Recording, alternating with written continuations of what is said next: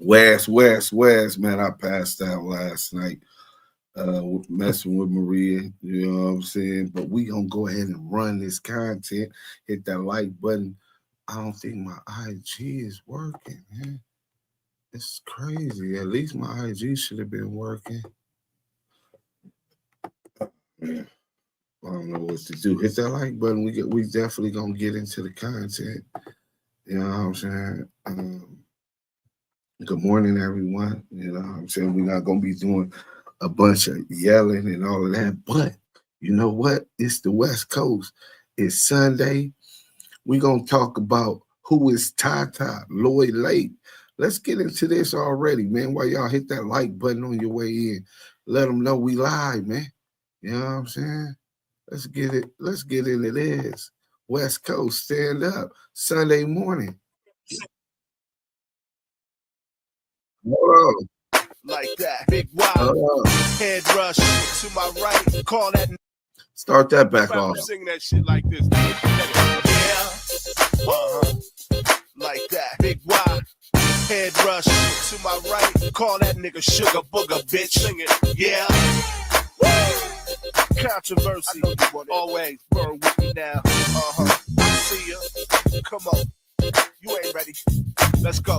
These ladies thought that I was a star, cause I pulled up my loot and I purchased the bar.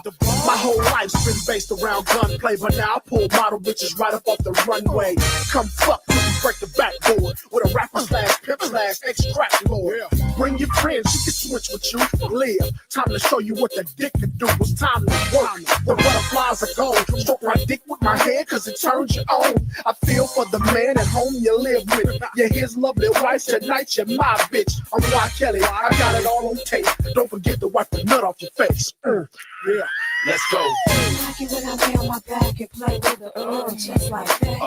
Yeah, I like it when you scream like a freak and wet sheets, baby, just like that. I like it when we sit on the sink at Club Mink, baby, just like that. I like it when you call Monique and y'all freak, baby, just like that. Let's make it official. Sugar Booger ain't giving no beneficial. Every girl got a freaky side. Do you play with it when you're alone or like to ride? Doggy style, just flip your switch. Orgies with your dude and another bitch. Wild sex cause you flexible. Like sucking dick cause you turned on by facial expressions. Whoa, my word is good as gold. Give me some pussy on the DL and I will tell a soul. Chapter 3 year sex book. Booger heat up verses and make bitches fuck the hook. I like it when I lay on my back and play with the just like that. Yeah, I like it when you scream like a freak and wet sheets, baby, just like that. Do you like it when we sit on the sink at Club Mink, baby, just like that? I like it when you call Monique and y'all freak, baby, just hit that like like that. button. Surprised that all this dick you're taking, coming so hard, looking like your Harlem shaking. I hit 109 circles, killing cock on your magnet. Sweet daddy got dick, sweet daddy gets active. Like that, No, like this. Give it up, slide like this. Two step, slide like this. Do the blood walk, I do mine like this. Look at mine, feel super down. Hey. Told all the homegirls, girl, he got dick. And now they wanna hit, and now they wanna flip. And rolling through the lanes, they probably crazy, but some dick. And guess what? Your baby mama get fooled here. Get her at the spot like an R. Kelly bootleg. It must be something about my young ass to get these dusty chickens sprung on my young ass. I like it when I lay on my back and play with the just like that. Yeah, I like it when you scream like a freak and wet sheets, baby, just like that. Do you like it when we sit on the sink at Club Mink, baby, just like that? Hit that like I like button. it when you call Monique and y'all freak, baby, just like that. Yeah. If you wanna party all night and drink some more, let me hear you holler now. Yeah. They just call last call, but if you wanna keep it cracking all night, let me hear you say. If you met somebody in the club and you ready to fuck, let me hear you say. Throw your motherfucking hands in the air and let's party. Come on. Come on. Yeah, another Head Rush Productions. Gratitude, Sugar Booger and Big Y. Featuring my crime, Be Brave. Like that. Brought to you by Hub City's Finest. Like that. Non-stop with it.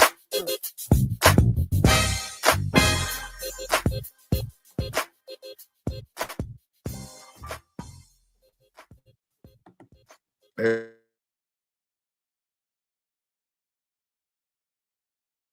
Lloyd, I'm saying one of the bros, hit that like button coming in. Who is Tata Lloyd Lake? Shout outs Dago, you know what I'm saying? It's early in the morning. Brian Dow, salute from the ATL. Salute, King. You already know. Grand rises to all the out there. Nutty Hutchin was bragging, dog. Salute, King. Yeah, so who is Lloyd Lake, Tata? Well, that song we just knocked right now by the Relatives, classic, West Coast classic, right?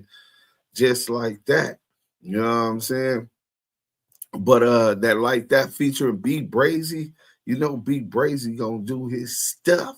Rest in peace to Blood Brazy.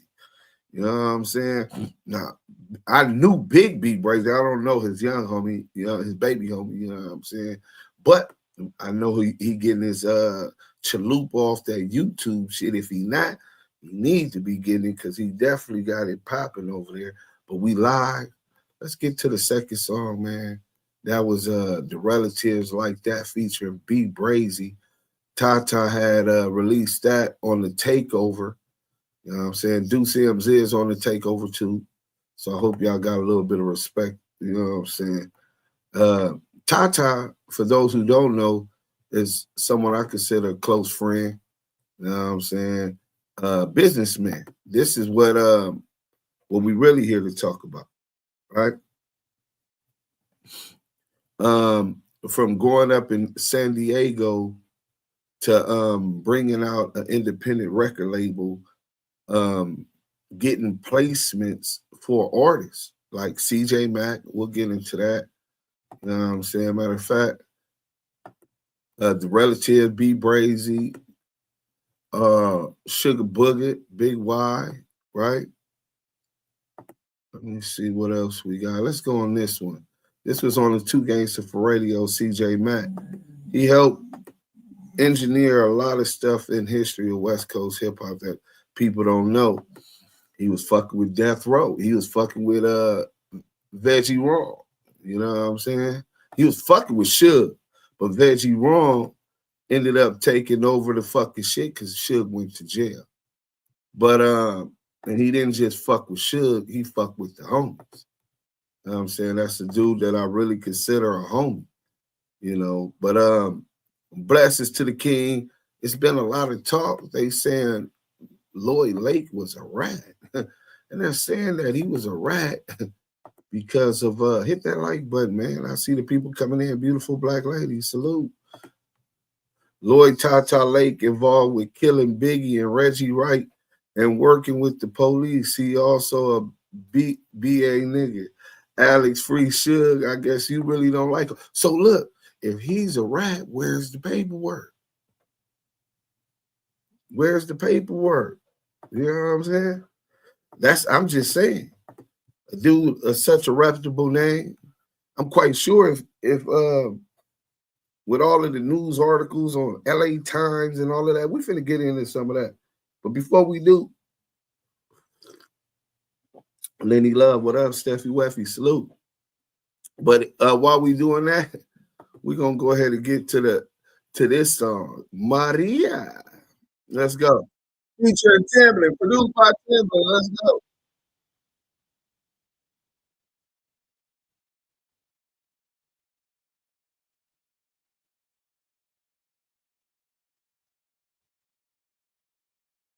We're gonna read one of these articles. You still ain't about that work, though. Just scratch your TV where the work at.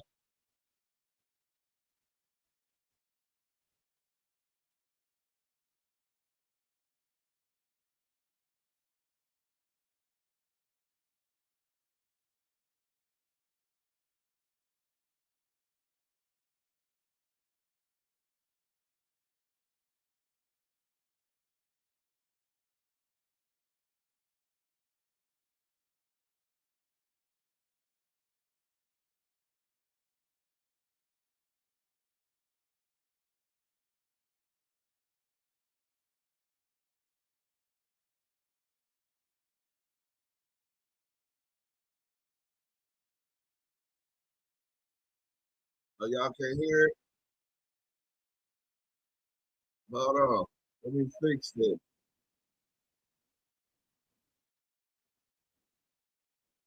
My bad. I thought y'all was listening to it. We'll start it back over. My bad. Hey, thanks for letting me know. Bless, you already know, King. Really appreciate that. You know what I'm saying? I thought y'all was listening to what we listen to. I know they hear it on Instagram. You know what I'm saying? My Instagram live wasn't working, but we gonna put it on. Let's get to this. Timberland, The Relatives, Maria featuring and produced by Timberland.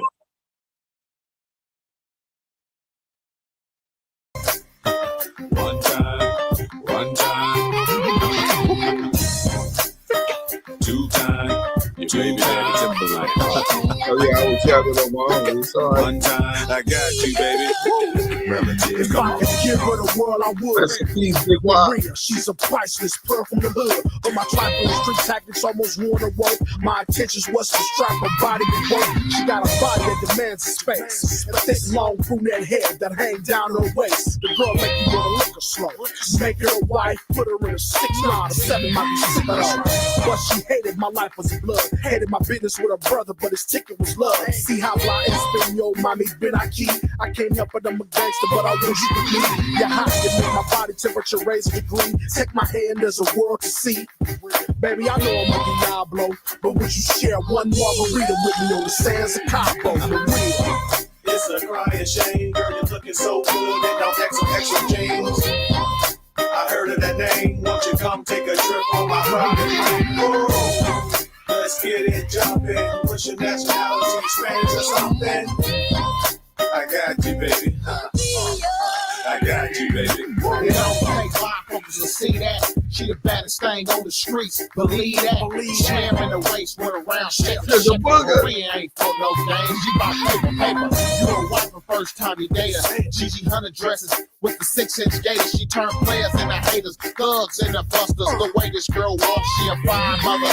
In the new X2-seater. Dirty rice, flowers of tears. Tequila lime, stripper heels. She'll walk the pinata with candy in the middle. I done see some bad balls with this girl Maria. She'll make you wanna eat that. So what a salsa class and the mark is at. Shake, shake, shake, shake.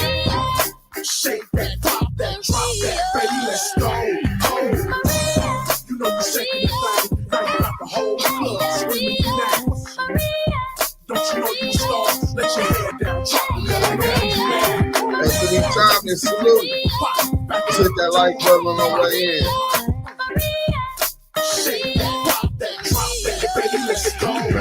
It's a cold bang, now she take the heart of a thug. The party switched to slow motion when she walked through the club. Some dressed with so much ass, so much class. Feet showing saddles tied around the cab. Full throttle in the passenger seat of the bed, looking like a runway model. She'll make you feel intimidated, cause most chicks is overrated. So tell me what you think. I thought you could be a dime piece. Or she might be a hood rat. She might be a model girl. A model. Shout out to Timberland for that dope ass beat. Rest in peace to the homie Big Y. Shout out to nigga Dogg, Sugar Booger. Congratulations. If y'all in LA, stop by that barbecue spot right there on El Segundo and Western, nigga. Over here between Normandy and Western. You know what I'm saying? So let's get into this about Lloyd Lake, right? Hit that like button. Bless said he loved that West Coast G-Funk. Love two weirdo gangsters. So you had that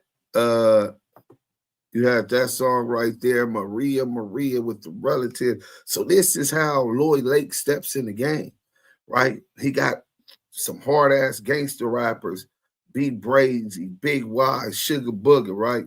Arguably some of the best gangster rappers that ever done it, right? Banging on all of these dudes got the history from the Banging on Wax and the DAMU Riders thing. Rest in peace to B Brazy. I was able to really bicker with the homie to get to know the homie. You know what I'm saying? BIP the Spider too. But Lil Hawk was in jail. But outside of Lil Hawk and Spider and a couple of other homies that was in the Banging on Wax, this was like the best commercial hit that came after the Banging on Wax, the DAMU Riders. It was like a time period, right? So Tata comes in the game with that. Then he followed it with this song, Fuck Mac 10. They wasn't feeling Mac 10. Rest in peace to Red Rum. You know what I'm saying? Stand on the media. Salute, salute, salute. Duke Sims, the Don, King J, salute. Salute. Everybody hit that like button if y'all just coming in. You know what I'm saying? We live on Twitch, Instagram, all of that. But let's get to this article real quick, right? Since these people are saying Tata is a rat, this is what these niggas are saying, but they ain't produced no paperwork. Discretion TV, respectfully, I would like to think that you do a lot bit more investigative journalism. You know what I'm saying? To be putting jackets on motherfuckers that you don't even know what the fuck you talking about. Let's start right there. You know what I'm saying? I like the channel, react to your work. You fuck Veggie wrong, I'm fuck Veggie wrong, right? You've been doing it way longer than me on the YouTube. Salute to you for that. But what's right is right and what's wrong is wrong. You understand what I'm saying? So you saying that Lloyd Lake, Tata, my nigga, that I was in Victorvile federal prison with, the one that brought out the relative, the one that introduced me to Sugar Booger, the one that introduced me to CJ Mack, the one who was supposed to be behind Active Chuck financially, and the projects that I was supposed to be doing. You don't even know this man. I mean, you know that he has a relationship with Veggie Wrong. He got money with Veggie Wrong, but really he was getting money with Death Row. He was selling songs to Death Row, music to Death Row. And we'll be able to show y'all some of the discography, the years it was gone, and the production credits that they got, the 2 Gangster For Radio section. I think he did like 3 songs was sold to Death Row for that. In fact, that was all part of an investigation on Tata. Let's get to this article real quick. Hit that like button if y'all just coming in. We gonna really do a Suge Knight contract enforcer. I hope y'all seeing this. You know what I'm saying? I really hope y'all seeing this. Hit the like button. Imagine that. They say a Suge Knight enforcer. You can file this one under the "you just can't make this stuff up" file. According to Charles Robinson, Yahoo sports writer and one of the leading figures in reporting the sordid details of the Reggie Bush scandal. The actor-comedian referred to the NCAA report is not Will Ferrell, as I speculated. According to Robinson, the unnamed person in question is in fact Faison Love, comedian, actor Faison Love, big perm, big worm, yeah. And the details of Lloyd Lake and company trying to force Bush to uphold his end of the illicit deal get interesting, to put it mildly. Hear how he recounted the events a couple of hours ago on Twitter. So Lloyd Lake and Faison Love, and they're saying Suge Knight, right, are all trying to tell Reggie Bush he must uphold his Q-banger, salute, fool, Rico the Great. He must uphold his end of an illicit deal to sign with Lloyd Lake's sporting agency, right? They had financing through the Native American. Salute to the Native Americans in the United States. You know what I'm saying? And we'll get to that also. But here was some of the key facts that came out. The actor comedian on page 25 is not Will Ferrell. Okay, so here's the deal. At one point when this got crazy, Lloyd Lake reached out to Suge Knight to resolve his dispute with Reggie Bush. As in Suge Knight, Death Row Records CEO and man who supposedly hung Vanilla Ice off of a hotel balcony by his legs. Lloyd did this through Faison Love, an actor and comedian who has been in a lot of movies and on TV. Anyway, a lot of people freaked out and got really scared when Suge Knight supposedly got involved with the whole thing. It scared people. This was always the well, getting Suge Knight to talk about how he was asked to settle the dispute between Bush and New Era Sports, right? Hit that like button, share the live. If you on Instagram, share the live. If you on YouTube, I mean, we just gonna really give y'all and enjoy this festivious event. We're all alive. It's Sunday morning. It's all opportunities to get bigger bags and early morning content with Duse M, the DAMU KIWE Conversations. Somebody send the link to Yael. My bad. I didn't even do it. I just went because we have to get this content out. But that's wild stuff, to put it mildly. But in all honesty, it is perhaps nothing very unusual, since these illicit agreements are not enforceable contracts in a court of law. Now, for those who don't, not really into sports and don't know what happened, back then, college football, the NCAA, had policies, and it was illegal to accept gifts and all of this and do business for student athletes. Right now, we got the NIL, which legalized it, and now salute to all of those young athletes not being exploited as bad as they were before and having new rights, you know what I'm saying, and able to get their own money. But at this time, you could argue that this being one of the biggest sports scandal in history of college football, Reggie Bush had to lose his Heisman, right? This might have been exactly what started a desire to make sure those kids wasn't getting exploited like that anymore. You know what I'm saying? So here it go. Either way, it's hard to dispute Robinson's take on the subject as of right now. He and his colleagues have been vilified for years by USC supporters, but this day has been nothing if not vindication for them. His claims may not be correct in this particular instance, but he has been correct on much of the Reggie Bush melodrama to date, and it is admittedly hard to see why he would risk his well-earned credibility at this point on such wild claims that he wasn't absolutely certain to be true, especially on the day where he and his organization had years of work vindicated by the Committee on Infractions. So basically, the USC perspective, right? USC football, we didn't have a NFL team at the time. And it was star-studded events. Pistol Pete Carroll, Coach Carroll was the coach, right? He's active in the community with Better LA and all of these other things. He's heavily in the whole city's motivation is crazy. Matt Leinart, right? You got what was his name? The other one, Lindell White. You know what I'm saying, nigga? These niggas is both rushing for 100 yards a game. Lindell Wright and Reggie Bush, right? So, this scandal, I was in the feds when all of this shit break on the news. I'm with Tata. This scandal comes about.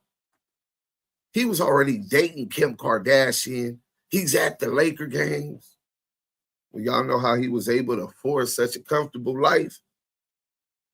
Because Tata, not Tata per se, but his sports agency had a legal agreement with Reggie Bush. Paid for his parents' home, his stepdad had the agreement. All of these facts come out over time, and throughout the investigation. But you want to know how the investigation, the nigga that they call a rat, this is nasty work, bro. This is why a lot of these dudes that ain't from the community need to shut their dick trappers, they dick gobblers. If you don't know what the fuck you talking about, it's okay to say, I'm not that familiar. I don't know if that's true. So you got these dudes saying Tata's a rat because the Reggie Bush deal. Now, he has an illegal deal with Reggie Bush. Reggie Bush knows it's illegal. The day of the draft, Reggie Bush, after receiving these gifts, treated to the spotlight, got the TMZ on him, all of this shit.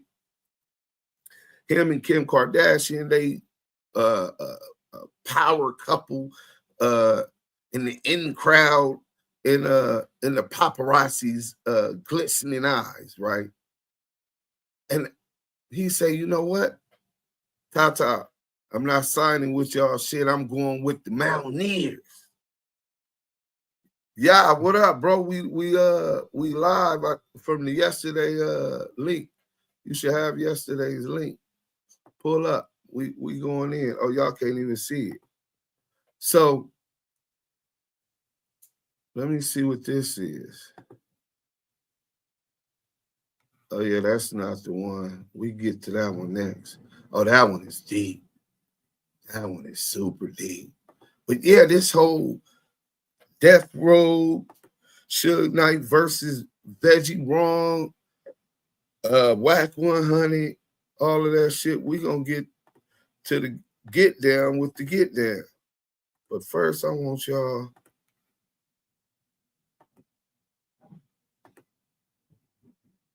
Let's go to this one. I think this is it. Let's go here. So, top of the top, bro. We live right now. You know what I'm saying? So let's get into the meat on the bones for all of these disgraces of journalists. These dudes are really disgraces. They have no integrity. And if you have no integrity behind your litigation, yeah, Reggie Bush. If you have no integrity behind your journalism, you just throw and disrespect people who you definitely wouldn't be disrespecting if you were face to face with them. You just label this dude a rat. This dude's a businessman. This nigga's a San Diego player, a real bona fide hustler. Y'all calling him a rat because of Reggie Bush. But let me tell y'all a little bit about this, right? The Associated Press is reporting that the San Diego United States Attorney's Office has issued multiple witnesses in a probe into whether New Orleans Saints running back Reggie Bush took cash and gifts while in college. The AP says the existence of tape conversations between Reggie Bush or members of his family and an investor. So they saying that there exists a tape conversation between Reggie Bush or members of his family and an investor in a failed sports marketing agency who had this illegal deal with him. Well, that's Lloyd Lake. That's Tata. That was, what was it, New Era Sports or whatever the defunct sporting agency was. But if they could confirm the New Orleans Saints running back received cash and gifts while playing for Southern California, Yahoo.com reported Wednesday, right? A federal investigation into extortion claims by Bush and his family revealed the existence of the tape conversations according to Yahoo report. So y'all calling the homie Tata a rat, right? And Reggie, because y'all saying he snitched on Reggie Bush, but Reggie Bush and his family backed out of the deal that they knew they weren't supposed to be in the first place. You know what I'm saying? After receiving hundreds of thousands of dollars in gifts and a home and et cetera, right? Mortgage payments, everything, right? They taking care of the kid. And then he leaves and calls them the day of the draft and says he's going to sign with the Mountaineers. All right, well, just pay me back my money plus extra. Give me $1.5 million plus the taxes. I'm not doing that. You're trying to extort me. His family and Reggie Bush contacted the federal authorities telling them that this legal deal that Tata has with Reggie Bush, giving gifts and money to his family, him, etc., while he was in college, which was prohibited, right? Is now trying to extort him because he want his money plus some. You breached the contract. But in California, a verbal agreement, which is legally called an express contract or an expressed agreement, is as good as a contract in the California. So it was no ifs, ands, or buts about that. But let's get back to it. He put the feds on Tata. Now you got the feds on him, and because Suge tried to intervene, now Tata's caught up in the death row investigation. I'm saying, where's the paperwork that Tata told on Reggie Bush? Tata filed a civil suit. He wanted his money. Whether that was illegal or not, I gave this dude and had this agreement. Well, let's hear about what really happened. I mean, gangsters file lawsuits, right? Gangsters is, especially when you in it. Now we're talking about a businessman. He's a rat because he filed a lawsuit about money owed to him. After this nigga is claiming I'm extorting him. So what if that was me and I'm a street nigga? I'm gonna come get my money. I would have did some other shit. But this businessman who brought out the relatives, has a sports agency, done business with Death Row Records, right? He does what he's supposed to do as a businessman and files the lawsuit against Reggie Bush. Reggie Bush trying to put him in jail in the feds for extortion, but he files a civil suit and he's the snitch. A federal investigation into extortion claims by Bush and his family revealed the existence of the tape conversation, according to the Yahoo report. Is that saying Reggie Bush and his family was recording Tata? So now this investigation for extortion is going targeting Tata. According to a copy of a subpoena obtained by Yahoo.com, at least one of the witnesses was asked to hand over any recordings in your possession of conversations between Lloyd Lake and Reggie Bush, Denise Griffin, or Lamar Griffin. Multiple sources told Yahoo.com that Lake made the tapes in late 2005 to protect his financial. Oh no, so they said Tata got the recorded conversation to protect his financial investment if Bush backed out of a deal to sign with New Era Sports and Entertainment, founded by Lloyd Lake and San Diego businessman Michael Michaels. In January 2006, Bush signed with agent Joel Siegel and marketing agent Mike Ornstein. Right? What up, Selena? What's happening? We live right now. We live. Hit that like button on y'all way in. Early morning with Duse M. We got the content, man. So, very interesting. Very, very interesting. The guy who gets his money ran off by this superstar college athlete, outrageous speed, ended up helping a team to a Super Bowl at the highest level in college, breaking records, right? Their offense, period, was breaking records. Right? The nigga looked out for him and his family with the agreement that he was signing with their sports agency. Now, what they're not saying is that Tata had backing, allegedly. You know what I'm saying? Financial backing. Not only did he have money, right? See, I know Tata, so I know his story, right? Tata was outside doing what he was doing, got his record label. His mother passed on the lotto, nigga. His sister's the news woman. Well, not anymore, but she was the news anchor, right? Lisa Campbell. So once his mom hit the she would do anything to help support him, but that's not who he was. He was a go-getter. This nigga's a bona fide hustler, a businessman. See, it's levels to this shit, and y'all really be like trying to make applicable standards in the community and this whole online don't snitch policy that aren't even applicable in the gang community. It's not call a nigga a snitch and he got to prove that he's not a snitch. You don't put that type of label, which is a death sentence in some places throughout LA.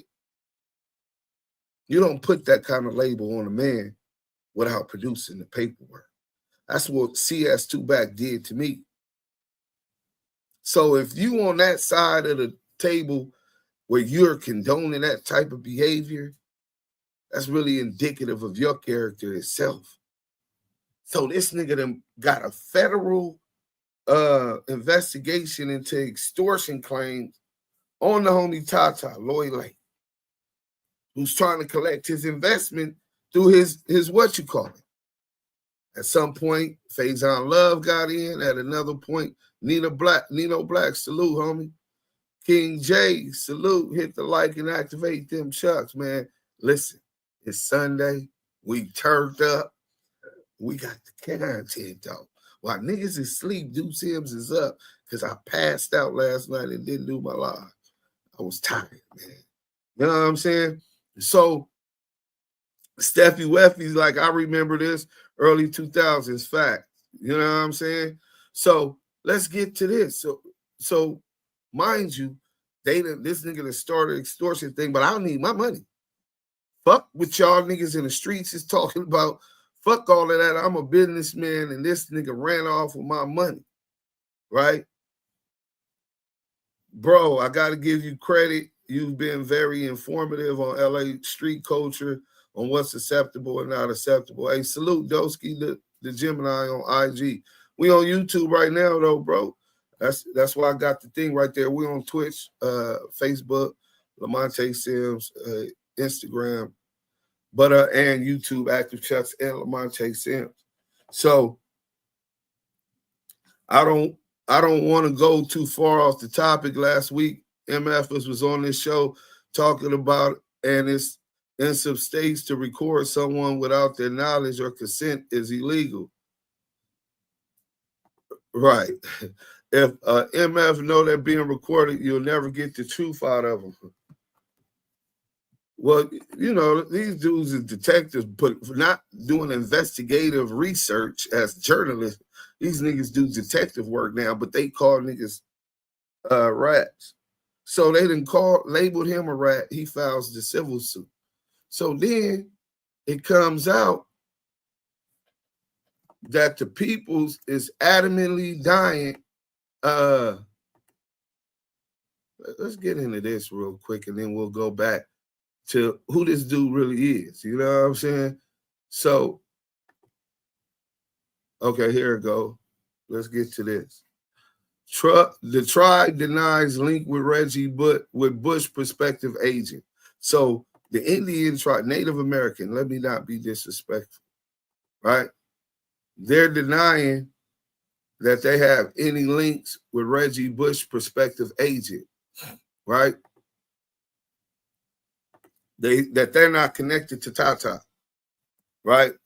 But why would you get a company, the casino, the people that own the casinos, the Native Americans, right? Why would they feel the need to deny being tied to Lloyd Lake publicly? This is on ESPN, right? This is how big this shit is, right? This is April 26, 2026. So arguably, this might be the case, the Reggie Bush case, which ended up helping these kids get their rights through what they're doing with the NIL today, right? Because it was really, Reggie Bush definitely got harsher treatment, and they were trying to make an example of him. You know what I'm saying? On some, you boys don't make no money unless we makes the money off of you. We gave you a $50,000 college scholarship, so you can't make no money nowhere else. Not off of your name and image. We own you, boy. They had that mentality. All of the millions and billions made off of paraphernalia, games utilizing these athletes' images. So now the tribe denies the link with Bush prospective agent. A powerful Indian tribe said it has nothing to do with an attempt by one of his members to steer Heisman Trophy winner Reggie Bush to a newly formed marketing company. This Sayoquan, I hope I said that, the Sayoquan tribe said Tuesday it was approached last fall by tribal members Michael C. Michaels. That was Tata's business partner who created New Era Sports and Entertainment, LLC, with his partner, Lloyd Lake, a documented gang member now serving time in prison for a probation violation. So they're labeling Tata a gang member. They always say you're a gang member if you associate with any Bloods, Crips, or SAs. That's just what they do. So you can't associate with anybody who's a gang member, but I do music. So I associate in entertainment. I associate with all kind of people from all kind of walks.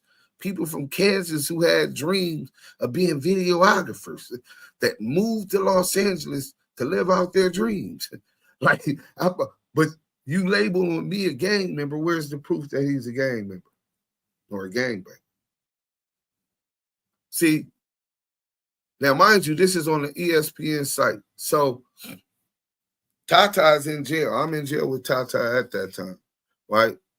He didn't fuck with too many people. We dealt with each other every day, chopping it up. I'm rapping and all kind of shit. But at that time, he was vouching for Suge. I just got off the phone with Simon and talking about different business moves that he had put together, etc., with Suge, and indirectly with Reggie Wright Jr. He sold Reggie Wright Jr. 3 songs for the 2 Gangster For Radio Death Row album, executive produced by Suge Knight. But they don't get on there if Tata don't convince them that the relatives was the hottest shit in the streets, and they was. 2 men reportedly attempted to compel Bush to sign with the San Diego agent, David Caravantes, who is certified to negotiate NFL contract. Caravantes represents 6 players, none of them considered stars according to NFL Player Association records. Bush didn't sign with New Era Sports or Caravantes, who did not return phone messages and emails seeking comment Tuesday. Bush's family lived in a house owned by Michaels for nearly a year.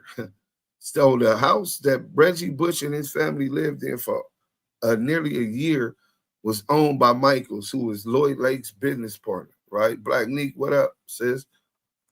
We live on YouTube, we on Twitch. So several sources reported Sunday that the family moved out last weekend after questions over his ownership arose. So now they looking guilty. And so what they say, because they're looking guilty, is Tata's trying to extort. The Pac-10 beginning a federal investigation. The Pac-10 says Sunday that it will investigate whether any NCAA rules were violated when Bush's family, including mother Denise Griffin, stepfather Lamar Griffin, and brother Jovan Griffin, lived in the house in the San Diego suburb of Spring Valley while Bush was still playing for Southern California last season. NCAA rules prohibit student athletes and their families from receiving extra benefits from agents or their representatives. On Tuesday, a Pac-10 conference official confirmed to the Los Angeles Times that the NCAA is working with the conference.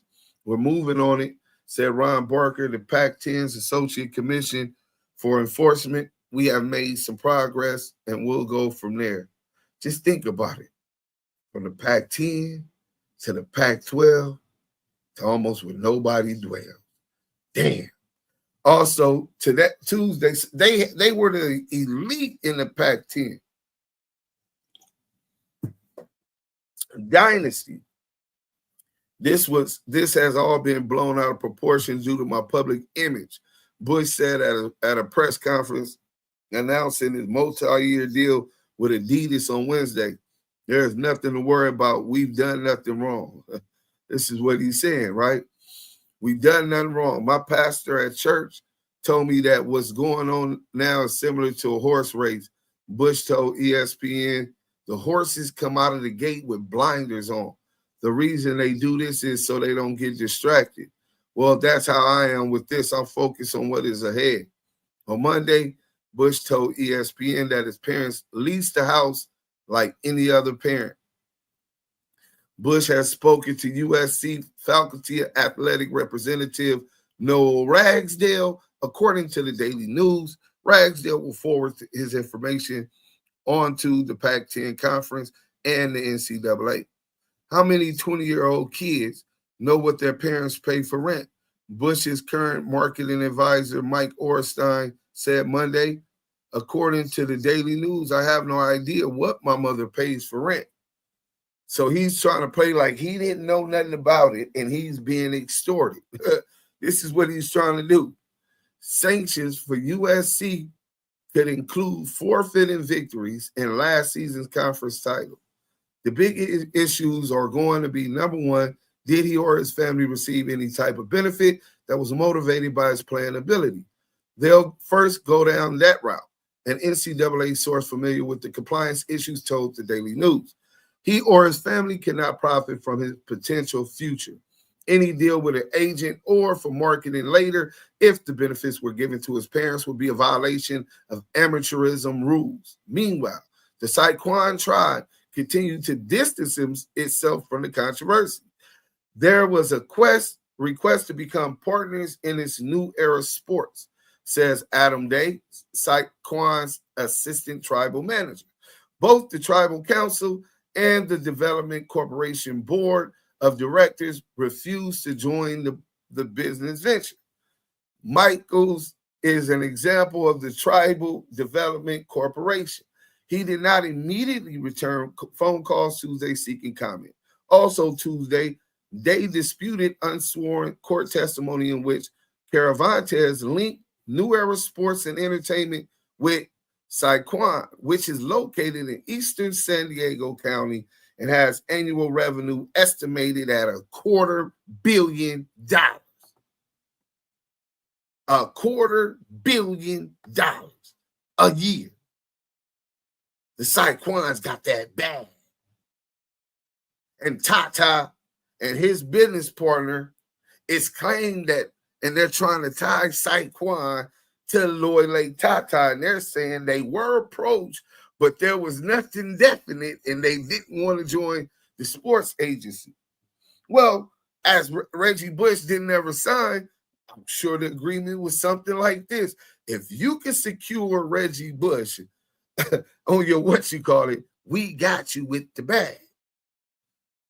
And that's what was basically, it appears, what was going on, right? And they making $250 million a year. They trying to make sure for marketing and everything, they got Reggie Bush locked in.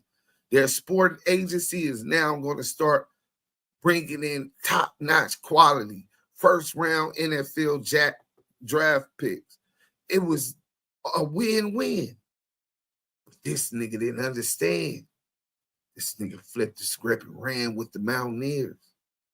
Then said Lloyd Lake Tata tried to extort him. Let's see what they talking about in the chat. Was that the year they lost to Texas? Now all of this was after they lost to Texas. They had already lost to Texas. He was already in the NFL by the time all of this articles and stuff came out. Whatever happened to Reggie Bush, he fell off from the spotlight since he had his Heisman taken away. Well, I don't know. There's argument that he should get his Heisman back because now the rules would permit it. Deuce, y'all, chat, what's happening? Salute, bro. Uh-oh, Sunday service. Hey, family. What up? Come on to Philly. When has it become G to call someone a rap without paperwork? Yeah, this shit is this is out of hand, bro. And they get paid for these lives, for these videos, so they're incentivized to continue doing that disrespectful and dangerous cyberbullying. Like they could just get away with it. I'm an entity. Y'all lucky. I'm petty as a motherfucker. I had your ass in court, nigga, seeing what you got up in your bank account. You know what I'm saying? Lie on me. CS2 back. Lucky because he was a blood, I didn't get on him. But he getting that World Star work. He's getting that World Star hip hop lawsuit. Just jumped in. What's your topic? Oh, we're talking about who is Lloyd Lake? Tata. Right? I remember when Reggie Bush got in trouble for taking gifts, it was a big scandal. Fact. That's what we're talking about. These dudes is saying that Lloyd Lake Tata is a rat. He ratted on Reggie Bush. But we just found out Reggie Bush didn't pay Tata and sign with that sports agency. And when niggas told him, well, just pay me back my money plus, the nigga said, I ain't paying you nothing. And so now he goes and tells them he's being extorted by Tata, starting a whole federal investigation. Then an NCAA probe. Then a probe into University of Southern California. This was huge. You know what I'm saying? But this was the background. The Indians got that money, man. Nigga, $250 million. They trying to get in. This the type of plays that Tata put together. This is where his mind is at. A businessman, right? So we finished with that article. Let's get into some. We're gonna get back into some of this music. You know what I'm saying? So let's go to Gangster For Radio, right? Tata was very instrumental in giving them probably the best songs on that compilation, right? Funny thing about Tata is he's saying shit that a dead man allegedly said to him about Suge. What did he say? Jamie of BA7. What did he say? You talking about Buntry? Is this why they took his Heisman Trophy? Cold work, though. Cold work, yeah. Call me one goddamn, because hell yeah, I'll sue a son of a bitch if I can't get to my money. You owe, you pay. Then they put Reggie Bush family in the crib. Yeah. Over $300,000 in gifts. Laker tickets, so him and Kim K is front row seat at the Laker game. Everything. You know what I'm saying? This is an investment. You know what I'm saying? Hell yeah, he was supposed to record them motherfuckers. Beautiful black lady, get with a gangster for Philly. Selena, what up? Like I said early, recording a motherfucker is the only way you're going to get niggas with favoritism to show a motherfucker true colors. Because if they know they being recorded, they going to lie and put on the front. No, I get that. Now, if you recording a nigga talking about crime and you bring that public, then you hot. You know what I'm saying? That's some snitch shit. I want what I want, even in journalism. I mean, right now I'm recording right now. I'm recording right now. Yeah. He said Bunchy slapped Suge and Suge ran. I heard that before too, bro. I mean, if you don't want to believe it, you ain't got to believe it. I believe it happened. I want what I want. Big sights, but I know Tata, so I understand and give credence to things he say that maybe y'all wouldn't give credence to. You know what I'm saying? Maybe because of your pre-arranged belief of who these people is. But look, so two Gangster for Radio come out. Veggie Wrong, Pork Butt. Check this out, Pork Butt. Didn't your fat ass flame my nigga Scandalous up with that bullshit you did? You put your shit up. All Scandalous does is journalistic research.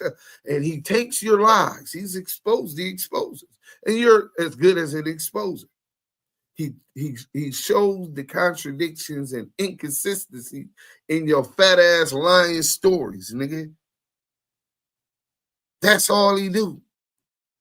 And you report it, my nigga. We'll get to a Scandalous video after we finish talking about Tata, but let's get into the music thing. So that he got this play with Reggie Bush going on. He also got two Gangster for Radio, the Death Row compilation, released on September 26, 2000. Production was handled by Code 187. Salute to Butter Law, real veterans off the West Coast. Y'all be slipping on. BreakBread Productions. That's Lloyd Lake Tata, right? Kenny McLeod, QD3, Quincy Jones III. That's Quincy Jones' son. Big Hollins, Black Tovin, Daz Dillinger. So Daz, all of them, right?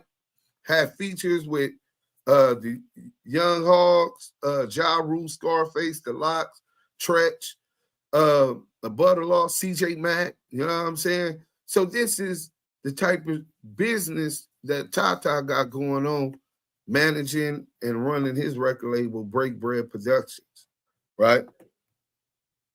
I fucks with your channel, Key Grind Pimps, Oakland, California. Salute to the Biggity O, East Oakland, West Oakland. Y'all already know what it is. Jot G, you know what I'm saying? Electric paperwork, a nigga recorded being truthful, thinking he's saying it on the low.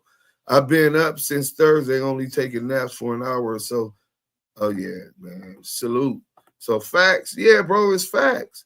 So he's putting together moves and deals like this. This is when he met Reggie Wright Jr. Suge is in jail. They buying his shit. Nino Black say, I was at Talladega when this went down. Deuce, I used to love watching. Used to play back then. Oh, yeah. You know what I'm saying? So let's get into one of these songs, man, and then we're going to get back into the content. I told y'all we celebrating. You know what I'm saying? See, you just got to call these niggas out on their bullshit. You know what I'm saying? So this whole scandal is going down. The death row investigation is going down, right? Now let me show you something else. Okay, so the tribe, they denied that they were with New Era Sports, right? So the judge ends up asking Reggie Bush, let me see, for ordering a disposition. Reggie Bush couldn't do it. You know what I'm saying? So we're going to get to one of the songs that he had sold to Death Row Records. Let's get into this. Shout out CJ Mack, man. CJ Mack does fuck with the DAMU KIWE Conversation content. He checks us out. He be feeling it. You know what I'm saying? Shout out to Hit the Sherman, Get the Square Mind. Steve J, Twisted, Getting Rich. Ain't nobody dissing this. We who bang. Luke, that's that. I ain't fucking with you. CJ Mack, Lloyd Lake, Tata sold that song to Death Row. Death Row had the bag. They definitely was buying dope street music from independent street artists, man. It was crazy because so much other stuff was going on. So we played the Like That featuring B Brazy. We went into the Timberland produced Maria song. Then you got the CJ Mack song. This dude is helping dudes eat, man. This dude is on his business. He's connected and he's making plays in entertainment, not just a music executive like Suge was. He's more following kind of like what Jay Prince was doing. You know what I'm saying? And expanded understanding that the music was the smallest bag. You know what I'm saying? It's everything once you got that platform that you utilize to generate money from that target market. that segmented demographic, being able to understand that demographic. He's actually had to exhibit those skills, understand that genre, and he putting together these moves. Now nigga put the feds on him. He's caught up in a federal investigation. Death Row's under federal investigation.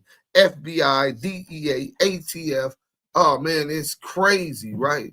So the courts ordered this nigga Reggie Bush to do a deposition, which means he would.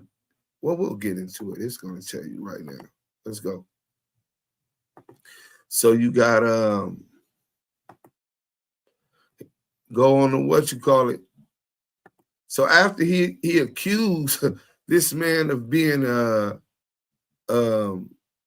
extortionist, right? Reggie Bush claims he had nothing to do with nothing, but Reggie Bush avoids the court-ordered deposition by settling with Lloyd Lake. Oh, you're lying. You're trying to extort me. We never took anything from y'all. You know what I'm saying? I never told you guys I was going to sign with you guys. Facts, Bird. This should have always been that. But at the same time, it tarnished these guys' career, and now it's okay. Yeah, that's crazy. Lloyd Lake, a rat, like weirdo. See, here go rat eye, real eye. So realize, let me tell you this, and now we're going to get rid of your bitch ass, right? Bring the paperwork, and I apologize for calling you a bitch and a liar. You understand what I'm saying? Bring the paperwork of him, because we just read the paperwork that Reggie Bush put the feds on Lloyd Lake. So you're talking about Lloyd Lake told on Reggie Bush?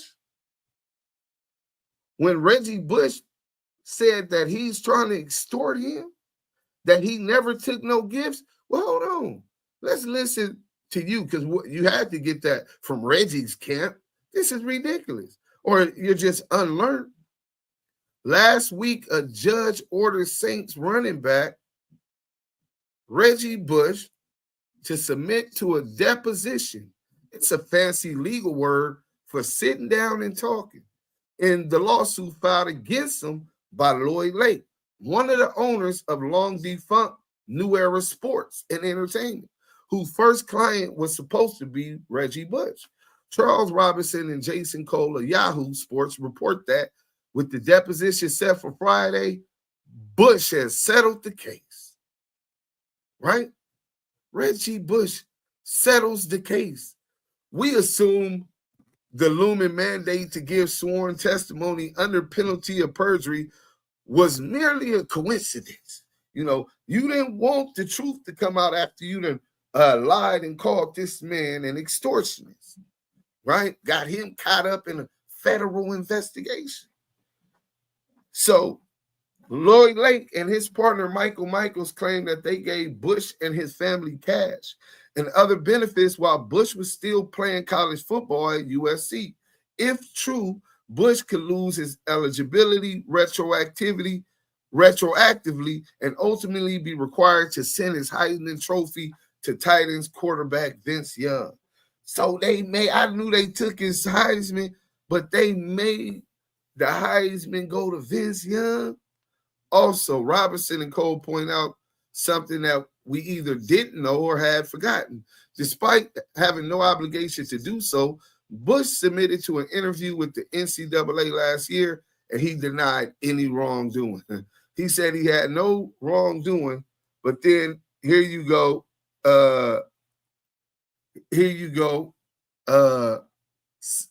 settling out with Lloyd Lake and New Era defunct sports agency, right?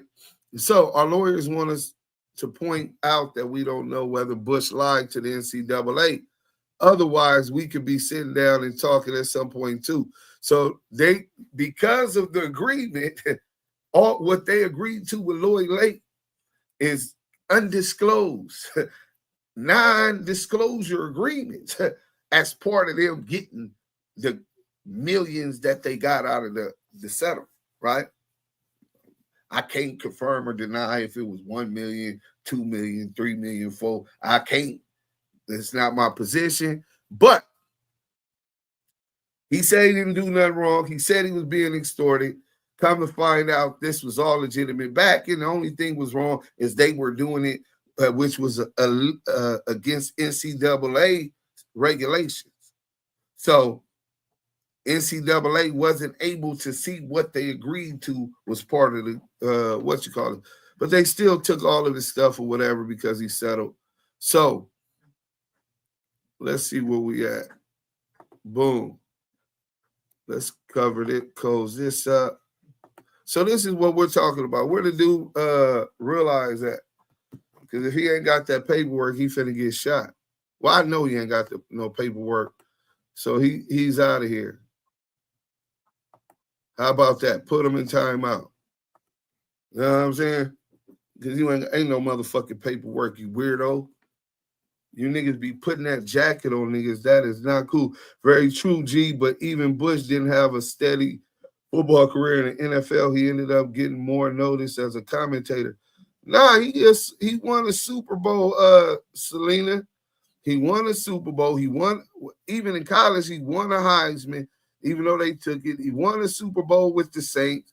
He definitely was one of those scat bats that catches out the backfield, did kickoff and punt returns at his beginning of his career. So he was definitely a professional and had success at the next level. I mean, you don't get more respect than having a Super Bowl ring. That means you did your part just enough. Ra is the son, by the way. I don't say good morning. Nobody's in mourning. Right. Kids of Barber, salute. Y'all hit that like button if y'all come in. We still on our planet Earth. Okay, as we is supposed to be. Kids of Barber, salute. Keith McCully, salute. So look, I know it's early. I know y'all like why we doing that. We're going to give y'all 2 lives today because I passed out last night. But we had to get this out here. G-Mac, 2-1, all good. I'm packing up now. I'm getting ready to roll to Cali. Had a blast in Nashville. Salute, bro. I'm glad you did, man. I'm listening to country music in Nashville. That's the trucker's life, man. I listen. I love sports, G-Dog. Monique Hill. You might know this man, G-Dog, since you in Philly. Cameron. Hey, nigga, what is you doing? I had 2 British 12s in my first car and seen the CD fucking slapped. With a move like Bush and his family made, because I'm sure they were making the decision. He lucky he was physically able to play in the NFL. Yeah, Keith McCully, salute. About to dance in the middle of Trader Joe's. Y'all, hey, Steffi Weffy go sway that thing in Trader Joe's. So come on YouTube if you want to do it. G-Mac 2-1. Yeah, boy, Reggie Bush got his Heisman back and he's suing the NCAA for millions. I forgot y'all West Coast. G-Mac, glad you have fun. I told you I need recommendations for my trip. It's 8:30 here, BBL, G-Mac, Nashville. I love it, man. That's a music town. That's all I do is listen to music all day. I got it playing in the background. Hey, well, listen, you might want to go ahead and get caught up on my catalog. I need to build equity in that motherfucker. Jeff, even though a lot of it's so old, outdated. Jeffrey Griffin, peace, Duse M and DAMU KIWE Conversations, man. Peace to you, King. So now you got the Tupac and the death row investigation going at the time. The nigga Reggie Bush settles out, right? He gives Tata the bag, even though he claims no wrongdoing. Tata and his business partner and their defunct, now defunct sports agency gets the bag from Reggie Bush for an undisclosed amount. You know what I'm saying? And Tata wrote a book about it. You can check out the book by Don Yeager, Tarnished Heisman, right? It's on Amazon. You know what I'm saying? You can check it all out. It goes all the way through everything, man. You know what I'm saying? Reggie Bush getting his Heisman trophy back after it was taken, you know? So salute to him. I'm glad he got his Heisman back. And he said he's suing the NCAA. Hey, listen, I told y'all that was a monumental moment in the high left college football players feeling that these universities is making billions off of them and their image with different licenses agreements and all kind of stuff, merchandise and everything else, and they only could get and are restricted because they're giving them the education. That's bullshit. I'm going in July for my B-Day. Bird Go Mac is telling me Deuce woke up people early. Right, Lolly need to get ready for work. Hey, listen, bro. I was supposed to did this last night. This is some really good content, and it was really important to me for my homeboy Tata. Y'all could diss Reggie right, fuck Veggie wrong. Y'all could talk shit to him. That's not my friend. You know what I'm saying? Every time I talk to him, I record him and I line his ass up. You know what I'm saying? Don't mean we put it all out. You know what I'm saying? Nigga, how else you supposed to get up on a snake? From afar? You'll never be able to get close enough to cut his head off. Guillotine, nigga. You know what I'm saying? This is the part that I'm talking about. You know, but I guess y'all aren't as strategic or don't think as strategically as you do when you see pieces of shit like Reggie Wright Jr. The eyewitness and suspect in multiple hounds. The eyewitness and suspect in multiple hounds. The same one that was a deacon at the church selling work. The same guy, this is his moral standard. This is how low and crooked he always is. The ultimate hypocrisy. He was a cop, a crooked cop, and a criminal. So I get it.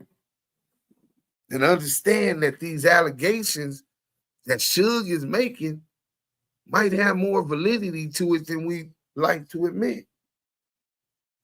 Because I wouldn't believe Suge was a rat if I didn't believe the information that and allegations he was pointing fingers at. On the biggest platform. On the biggest platform. This nigga made sure everybody watched him point fingers. Nino Brown. If I go down, this ain't just Nino Brown. You know what I'm saying? It's bigger than Nino Brown. In 30 minutes, I'm good, I guess. It's just more written songs. It's definitely a business that can perpetuate a generational wealth. Hey, facts, Loop from the Loop. And Tata understood that, and he was diversifying his businesses catalogs. A serial entrepreneur. This is the guy that we're calling a rat because he filed a lawsuit. You know what I'm saying? So Reggie Bush was on the bullshit. That's the point. But these niggas run with Reggie Bush shit when we just read Reggie Bush put this nigga under a federal investigation and then later settled under NDA, you know what I'm saying, with that sports agency. And Tata being, you know, co-owner of New Era Sports. That dude is always in here talking shit.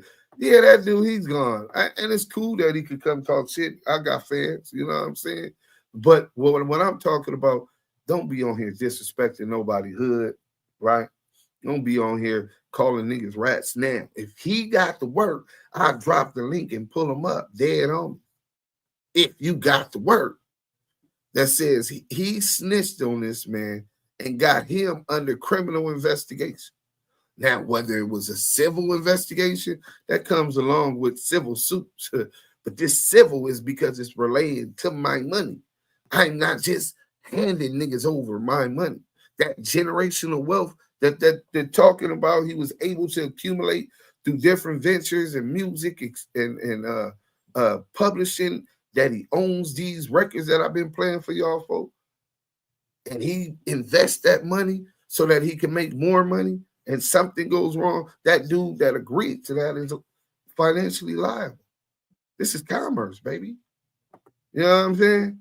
We got to stop calling people rats without paperwork. you could get twisted for that. Plus, it's unethical. Yeah, that's a fact, but that's what separates us from them, bro.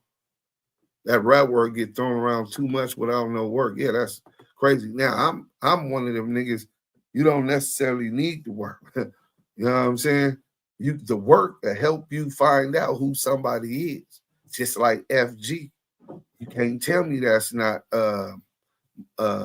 Mob James, well, Rat James on those pictures. You can't tell me that's not him, especially when he also lined up the homie Shitty Mike from Cross Atlantic Peru, who was my celly at MDCLA. Shout out to the homie Black Ass Boot, nigga. You know what I'm saying? Shout out to his nephew, too. Reggie tried a lick and it bit him on the culo, laughing my ass off. Did you get the IGG? Listen, bro, ain't nobody winning that. I'm going to put that as the next question. Who's winning that battle? Because they both telling on each other. And it's not like we didn't know that this nigga Veggie is a piece of shit rat, 137. He gets mad that I call him that. You know what I'm saying? And I call him every time he do rat shit and tell him, this the rat shit. You get mad at me and Scandalous because we call you a 137 rat. But the FBI alluded and explained to you about 137 rats, feeling the need to tell you to shut your mouth. Because he's not saying it. You're saying it yourself, that you cooperated with the federal government. You told these people that. You know what I'm saying? So we list the facts. We know that you were a suspect and an eyewitness in the Tupac murder investigation and the Biggie murder investigation. You were the orca. You know what I'm saying? So everybody already been covered. We've been covering it. You can go check our shit, flaming them up, recording them, and flaming them up, recording them, and flaming them up, and make it our little YouTube off of him until he feels, okay, leave me alone. Y'all just get me because of Whack. Whack is, I thought Whack was an informant. Remember that? See, y'all ain't been paying attention to what's going on. Hit that like button, share. Yeah, put them on timeout. That'd be worse than blocking. Now you got to sit back and take it. Yeah, Reggie was cold in college. Yeah, I got it, BBL. Wasn't a long career, but it was decent. Yeah, you know what I'm saying? T-Money Live, salute. DAMU KIWE Conversation. Christopher Love, T100's in the chat. Vito Corleone, salute, man. So, yeah, we talking about my nigga Tata, right? And then you see the discography, you know what I'm saying? BreakBread Records, you know what I'm saying? And he owns these masters. I think Reggie owns part of it also. I'm quite sure he duloed Suge on that deal too. He was stealing Suge's money at the time. But as we get into this, we're going to get into this right now. Then we'll get into, we'll get back into Lloyd Tata. I see a lot's going on. Shout out my partner, man. Most Scandalous Los Angeles TV. Hit that like button, man. We got the content. Early in the AM. And if y'all haven't heard it, you should listen to it. Because it's everything we've been saying about this for about 12 years. And now it's real dangerous for Suge. It's real dangerous for Suge Knight right now. Agreed. You know, Reggie Wright Sr. used to run the Twin Towers Correctional Facility for the sheriffs. So he has a lot of ties into the prison complex, the prison industrial complex.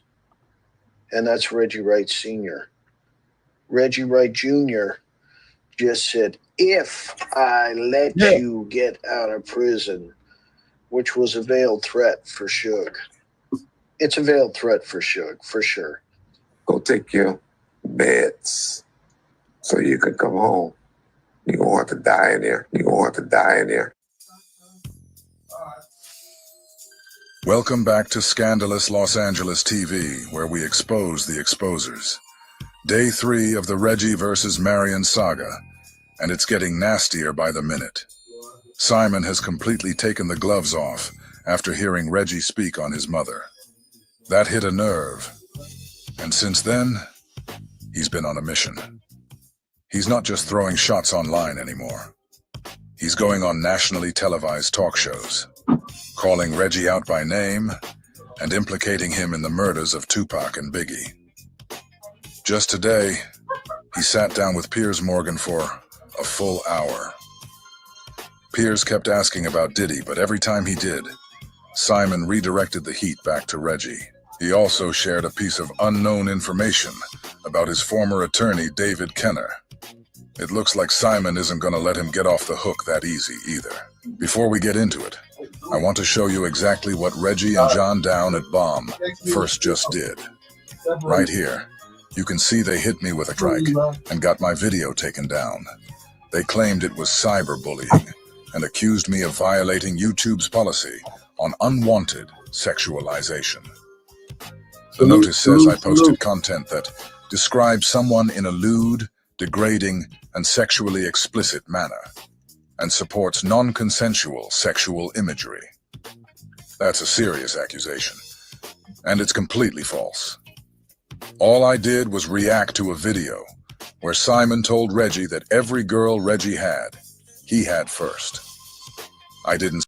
So this bitch ass nigga Veggie and reported my gangster, and he told me he was gonna do it. I'm like, bro, how you gonna get mad that we cover it? You say niggas don't get enough views and all of this shit, and you went and pulled some whole shit like that because that nigga Scandalous is in them niggas cerebral. Nigga, he's doing burpees and Navy SEALs and these niggas cerebellum, nigga. That nigga Scandalous been dissecting this shit. Reggie, all you did was make it worse on you, nigga. We wasn't even going hard on your bitch ass. You know how much content we got with this nigga? Some shit we can't even bring out, nigga. Nigga, every time we record this nigga, and I don't give information to him, I could tell him about me, you know what I'm saying? My life's an open book. No smut, no cut. But nigga, all we do is press him, disrespect him, clown this nigga for being a piece of shit. And this nigga recorded it. I mean, this nigga reported it. It's nasty work, bro. Let's get back to the video. Shout out my nigga Most Scandalous, Los Angeles, the GOAT. Say it. Simon said it. I just reacted to a public interview like everybody else. But this is what they do. Reggie once told me I had no subscribers and that I barely pulled 2,000 views. But the second I drop a video that gains traction, he and John start playing computer games. What's crazier than that is the fact that Reggie's YouTube channel is full of the exact kind of content he's trying to strike me for. The hypocrisy is insane. It was 1996, incredible to think it's nearly 30 years ago when he was shot and killed. You were alongside him in the car. Many people have speculated since that Diddy ordered that death of Tupac. Is that your belief? Well, first of all, I got a bullet still today, a 45 bullet an inch to my skull. You can look at my medical records and see the x-rays and see it's in my skull. They didn't remove it because they said if it would have went another inch, either I'd have been investable or dead. Now, for as what they say Puffy did and didn't do, this is the facts. The facts of the matter is this. That like button. It was a guy named Reggie Wright Jr. It's a guy named Reggie Wright Jr. It's a guy named Reggie Wright Jr. who was over security. He didn't work directly for Death Row, but he had a security company called Right Way Security, who did security for Death Row with off-duty police officers or guys with a CCW. Thanks for the Everybody fight, knows. You know, Black. When we go to a fight in Vegas, we're going to be at the Tyson fight, or we're going to be at my club they call Club 662. You can go to that club and you'll see Mary J. Blige perform, Jodeci performs, Tupac performs, Snoop and the Dogg Pound, Andre. I mean, unbelievable talent in one place. that night was going to be Run DMC East Coast night. Reggie Wright Jr. told the security they can't carry firearms. Told the security they can't carry firearms. The sad thing about that, Pac hated Reggie Wright Jr., so he had fired him before any of that. I don't know the right date, but I'm quite sure it was. It's paperwork that shows it. But the crazy thing about that, it was a bodyguard named Frank Alexander. Pac hated Frank. He was cool at first, but towards the end, he hated Frank because Frank always wanted to get in the pictures with Tupac. And Tupac was very Dominican, so he was like, man, I don't want a bodyguard taking pictures with me. How is he watching my back if he getting himself in the pictures? So I hired a guy named Michael Moore and told him to bring another off-duty police officer because they kept their gun and they was real aggressive by protecting Tupac. YouTube, Twitch, Facebook. So on the way to the fight, Reggie Wright Jr. tell Michael Moore he can't carry his weapon when he's doing bodyguard work. UCLA fan. I've been to Club 662 on many occasions, and never have they told me to leave my weapon. Why would I leave my weapons in a vehicle or in the hotel room, and I'm personally guarding Pac in one of the most hottest places to be? I got into a little argument with Reggie Wright at lunch over it. He said, Mike, I'm putting Frank back on him, and I'm taking you back off. And I said, Reggie, that part doesn't make sense. Why not leave me and Frank on Tupac? At 3 o'clock or 4 o'clock in the afternoon in Las Vegas, at the Luxor, security was all brought together by Reggie Wright on the day that Pac was shot, and we were told not to carry weapons because we were all armed. We were told specifically, do not carry your weapon. See, y'all see why Veggie Wrong hate Scandalous? Y'all think that he really wants me disrespecting him, calling him pork, but he hated the picture of the Fridge Reggie. He hated that picture in his football thing. I'll give you a picture of me when I played football. All of that shit. You see why he reports Scandalous? Because Scandalous figured it all out, nigga. Nigga, I told that nigga when I called him the GOAT, I named him the GOAT, and Scandalous theme music is Tupac Scandalous. This nigga, y'all think I'm the #1 Pac fan. I give y'all one clue about Scandalous. Scandalous is one of Pac's biggest fans. He riding with Pac till the wheels fall off, nigga. So he didn't study this shit, research this shit, decades, a plethora of knowledge about this shit. He gives me insight all the time. And this is why Reggie and John, and I'm spelling that John like the John that pays the madam, John, right? That's how I'm spelling it, right? John are reporting Scandalous page. They want to fuck up his movie. Real gatekeepers. As soon as they see somebody on the move up, doing real good content, reputable content, you report them because Suge said everything you hit, he done already hit. And Reggie told me that he was talking about his wife. Wasn't even sure he was talking about his wife. And so it's gloves off. It's ugly. They telling on each other. I'm talking about real implications into crime that were under investigation way back then. In the midst of all of that, he don't strike nobody else on YouTube but my guy. Nigga, wear his ass out, Scandalous. Yeah, did you find that kind of strange? Yeah, everybody got to go to fight at the casino and everybody thought it was strange. That why were guys told not to carry weapons? Even the cops that were there told not to carry weapons. Everybody was told not to carry weapons. That's what we were told. Now, I, at the meeting, was asked one of the few questions. Why would you tell us not to carry our weapons? I think the reason they removed me from Tupac is because I was one of the few people that wouldn't buy into not carrying your weapon. And during no part of that day did I take my weapon off. And Mr. Wright knew that.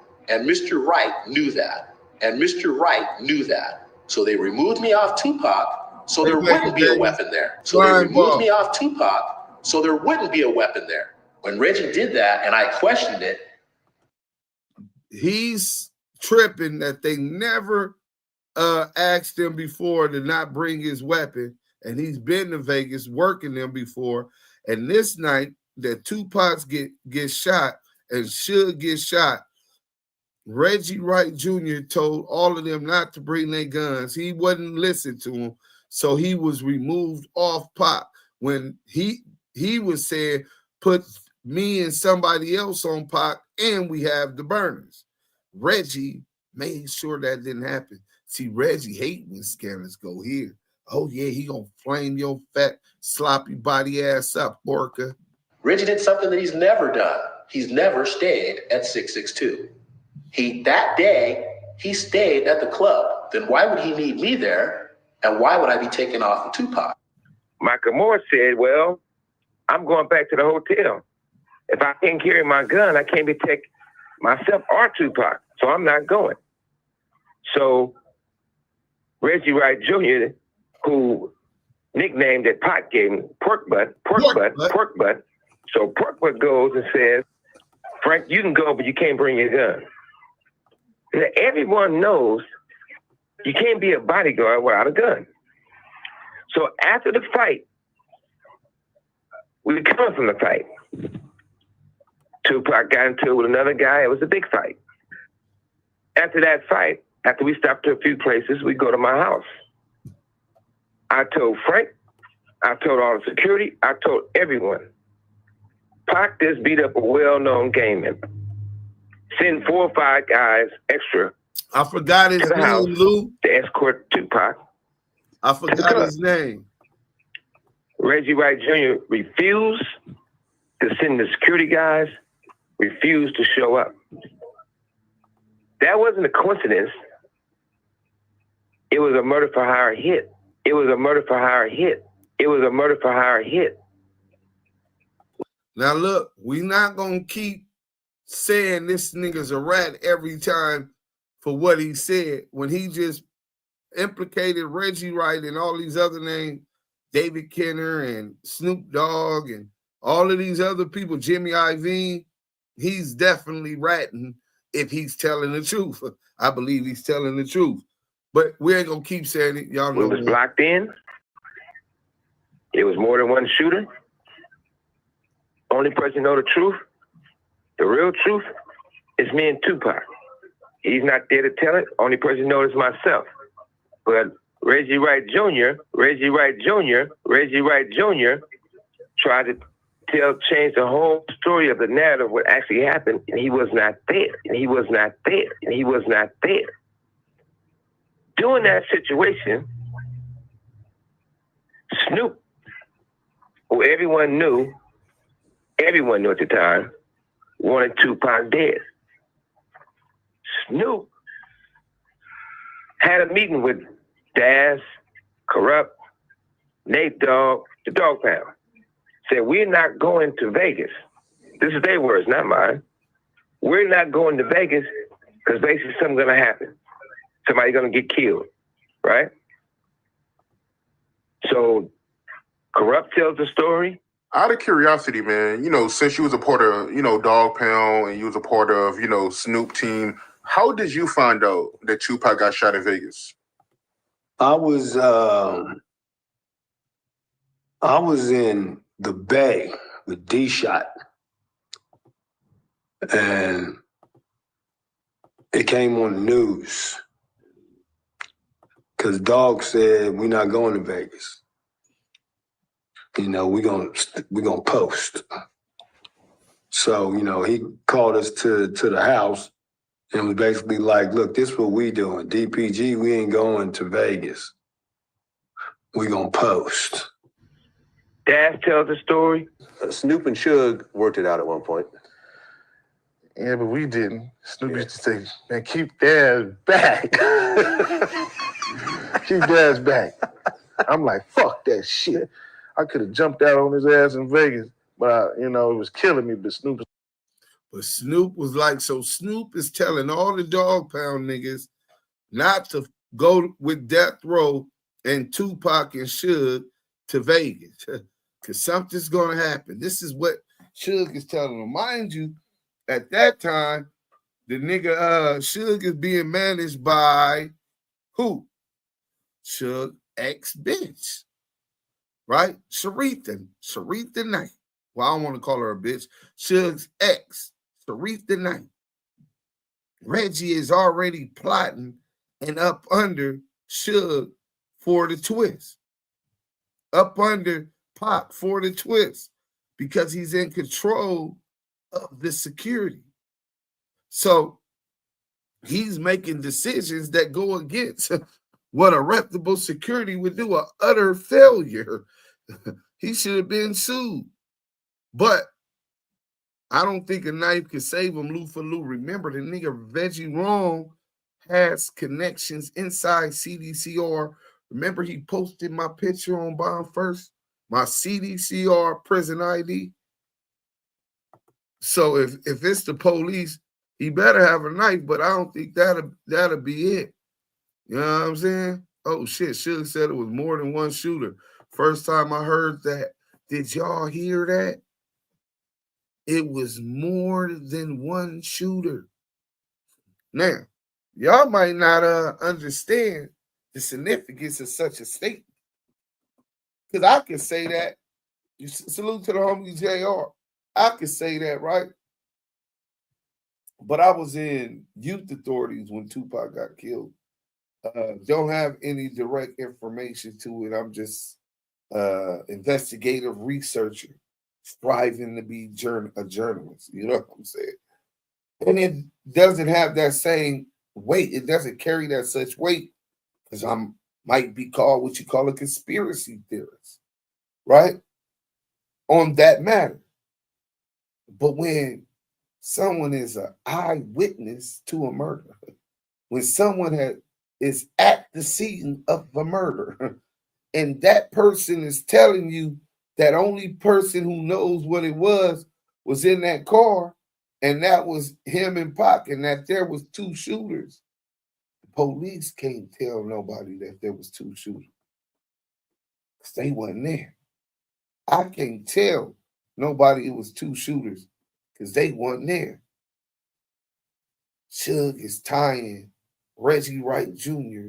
to the shooting of Tupac Shakur and Suge Knight. So this is deep, but now the Dog Pound is all getting the orders not to show up to Vegas with Death Row and Suge. Listen to this. Corrupt said, like, hold on, don't fuck this up. Warren G tells the story. So he never went to Vegas? He never went to Vegas. He didn't go off top. So we watched the fight. We doing everything, watching the fight, having a good time. We was hanging out, some females and shit around.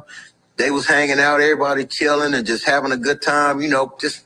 And then he got just like a gang of homies, gang of homegirls. And then it's like, then he had the next tail back there. Remember the motherfucker? Yeah. I don't know what kind of next tail he had, but he had the motherfucker could go that whatever it was hitting him all the way from what was going on from Vegas. So they was like, we could hear the shit, and then he started getting calls and shit, and they was telling him that Tupac got shot and da-da-da-da-da. So Snoop, I kicked everybody out. Get the fuck out of here, everybody. Get out of here. And then he took off. That's when he went to Vegas. Now, what Dad says, when Snoop said that after, damn, we can't go to Vegas, who's going to get those niggas? They already going to get got, basically. Corrupt tells the story and says, once he tell everybody they can't go to the fight, they can't go to Vegas, turns around,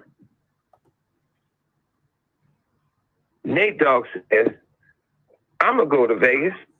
Then because I'm going to Vegas, I don't got to be around basically me and Pac. He said, as long as I ain't around them. Nate Dogg went, though. He was like, I'm going. And he went out there to go have a good time. He's like, I ain't got to be around all that going on with them. I'm going to go by myself and do my own thing. I don't have to worry about getting shot or getting a stray bullet. That lets you know. Now, mind you, remember Snoop talked about the story. I'm going to need to find that. Snoop talked about the story of where he had to get on the plane with Tupac and Suge Knight, and he grabbed, I think he said a butter knife or a steak knife or something while he was on the plane, you know what I'm saying, sleeping with one eye closed and all of that, you know what I'm saying? So there was definitely, weren't seeing eye to eye, whether it was the Death Row and Tupac faction or just Tupac, but Tupac MOB. So that's one and the same, kind of like I tell you niggas, I got obligations with Tata. My obligation is with Tata. I made that decision as a teenager. So you make that make sense. Nothing come before it. So fuck Reggie Wright. Him and Reggie business relationship back then. Nigga, this nigga is a businessman. He do all kind of shit. He just knows Reggie from back then. But let's get back to the content.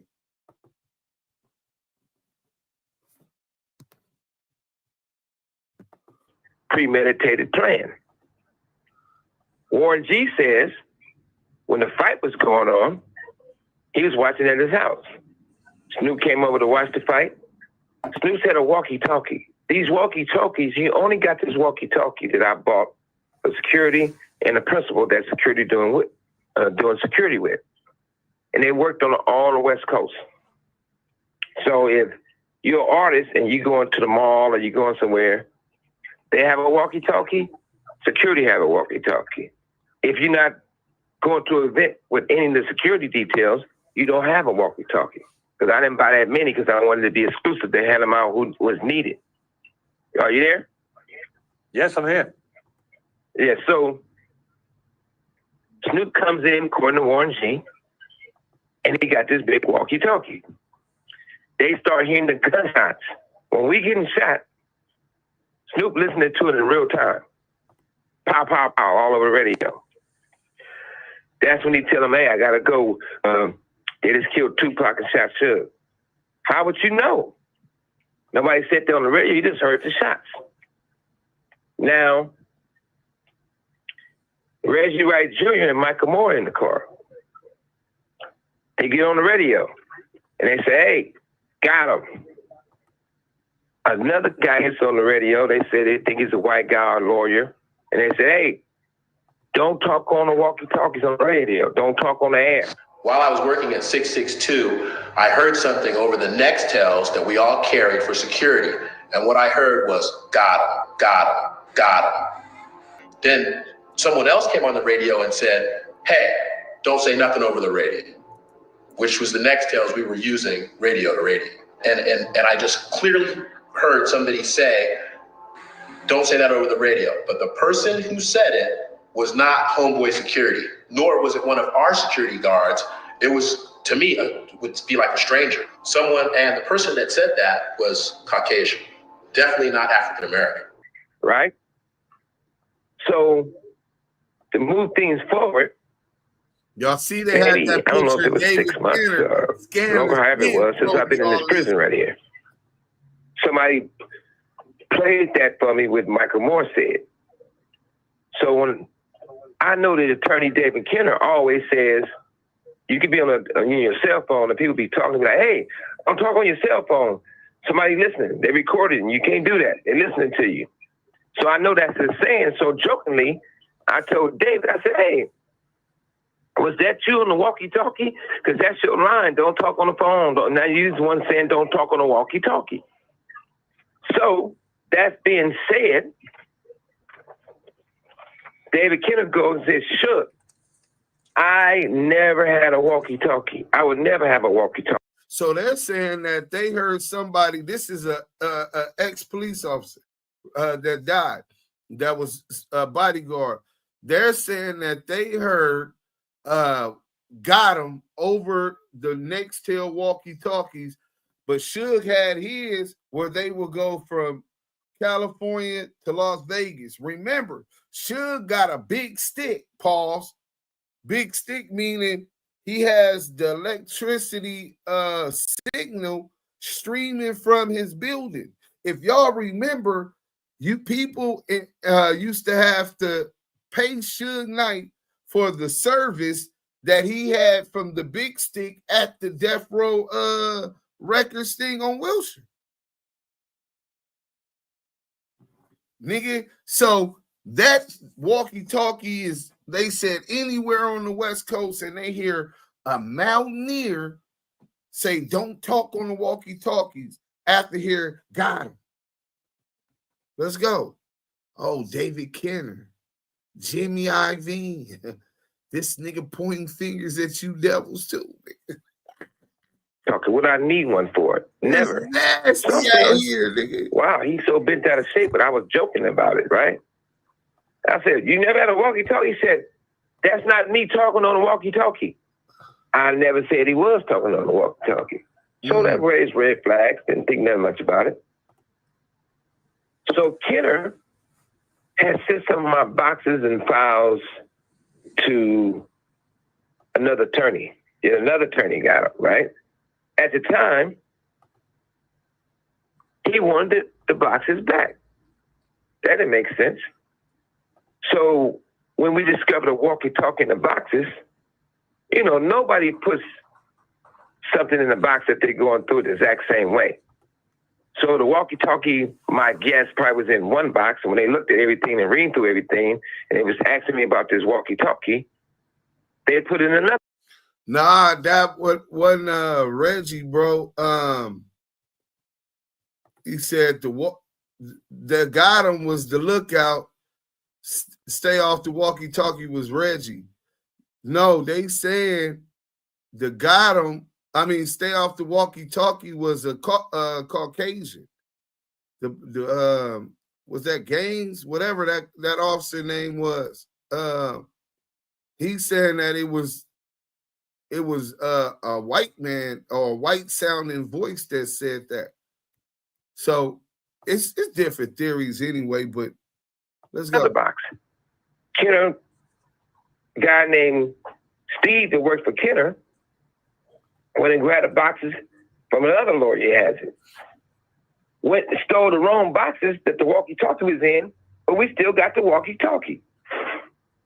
I said, send me a picture of it. So on my tablet, they can send photos, so they sent me a photo of the walkie-talkie. It blew me away. One part of me, it made my blood boil. Another part of me, I just seen Tupac face flash all in my mind. I see these motherfuckers involved with assassination. So I tell Kenner about it. I said, David Kenner, you said you didn't have a walkie-talkie. Now you had one. Now you had one. Now you had one. So after that, our relationship after 30-some years went cold. He said that relationship go cold because Kenner said he never had a walkie-talkie or the Nextel chirps, whatever communications, means of communication they're talking about. And now he says David Kenner's associate, someone at the firm, pulls out a box and it has the walkie-talkie and sent Suge this paper, a picture of it. So Suge is saying he have this, what you call it. Brian Dow said, my question for Suge, why now? You always said you were not saying nothing. Well, I mean, it's pretty plain to see. He really thought he was going to get out at the habeas corpus and hearing because they railroad him. It's no ifs, ands, or buts about it. He should not have been pleading guilty to voluntary manslaughter, period. It was involuntary. The fact of the matter that he's pled to voluntary manslaughter, meaning he intended to kill Terry Carter, and his lawyer and judge forced him to plead to that and take 28 years because they didn't want to go to trial, is evidence that they railroaded that man. Because anybody in the streets that know what went on know that that nigga didn't intend to do that to Terry Carter. Now, I don't give a fuck if you shoot me accidentally. You shoot me, I'm shoot you. You kill me, I kill you type mentality in Los Angeles through gang members. I get it. I understand it. Nigga, some accidents can't be forgiven. But what I'm saying is, by the law, they made this man Suge plead to voluntary manslaughter when everybody knows he didn't intend to unalive Terry Carter. I don't believe that. You know what I'm saying? And most people close to it tell me the exact same thing. You know what I'm saying? So, yeah, Kid the Barber say it was David Kenner's voice. Yeah, and that's what he's alluding to. And he says he has evidence, a picture of that Kenner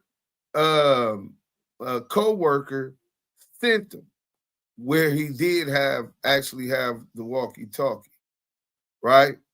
So Hit Car's Amazon should have a GTA-style mission where you can hunt down the truck instead of waiting for it to show up. Michael Moore Fort. Mike B, salute God, honor to be amongst the chat with the liveliest podcast, the most thorough host, DAMU KIWE Conversations. DAMU KIWE Conversations. In Yael voice, that's a fact. Nobody can say it like Yael can say it. Yael must be busy. I seen he went and told the judges. He started trying to pull off my case. He tried to sabotage my case. He did, and everything I'm telling you about is the proof.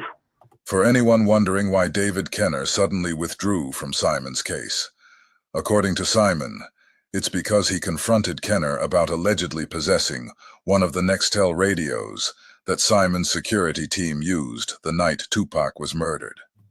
Simon claims that when he confronted David Kenner about having one of the walkie-talkies used by his security team the night of Tupac's murder, Kenner initially denied having any reason to possess one.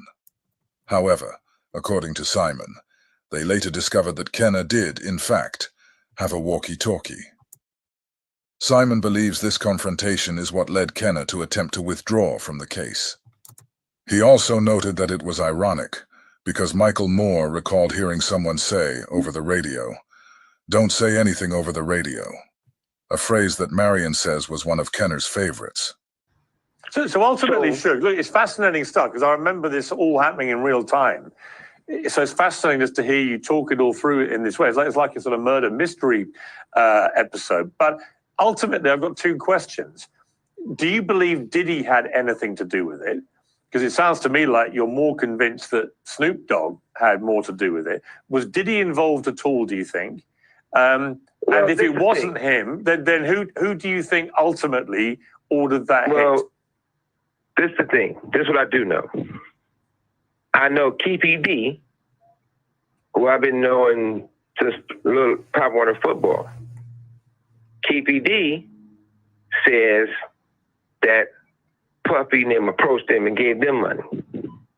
Keefy D says if he go to prison for, this is his words, Keefy D said if he go to prison for the Tupac murder, Reggie Wright Jr.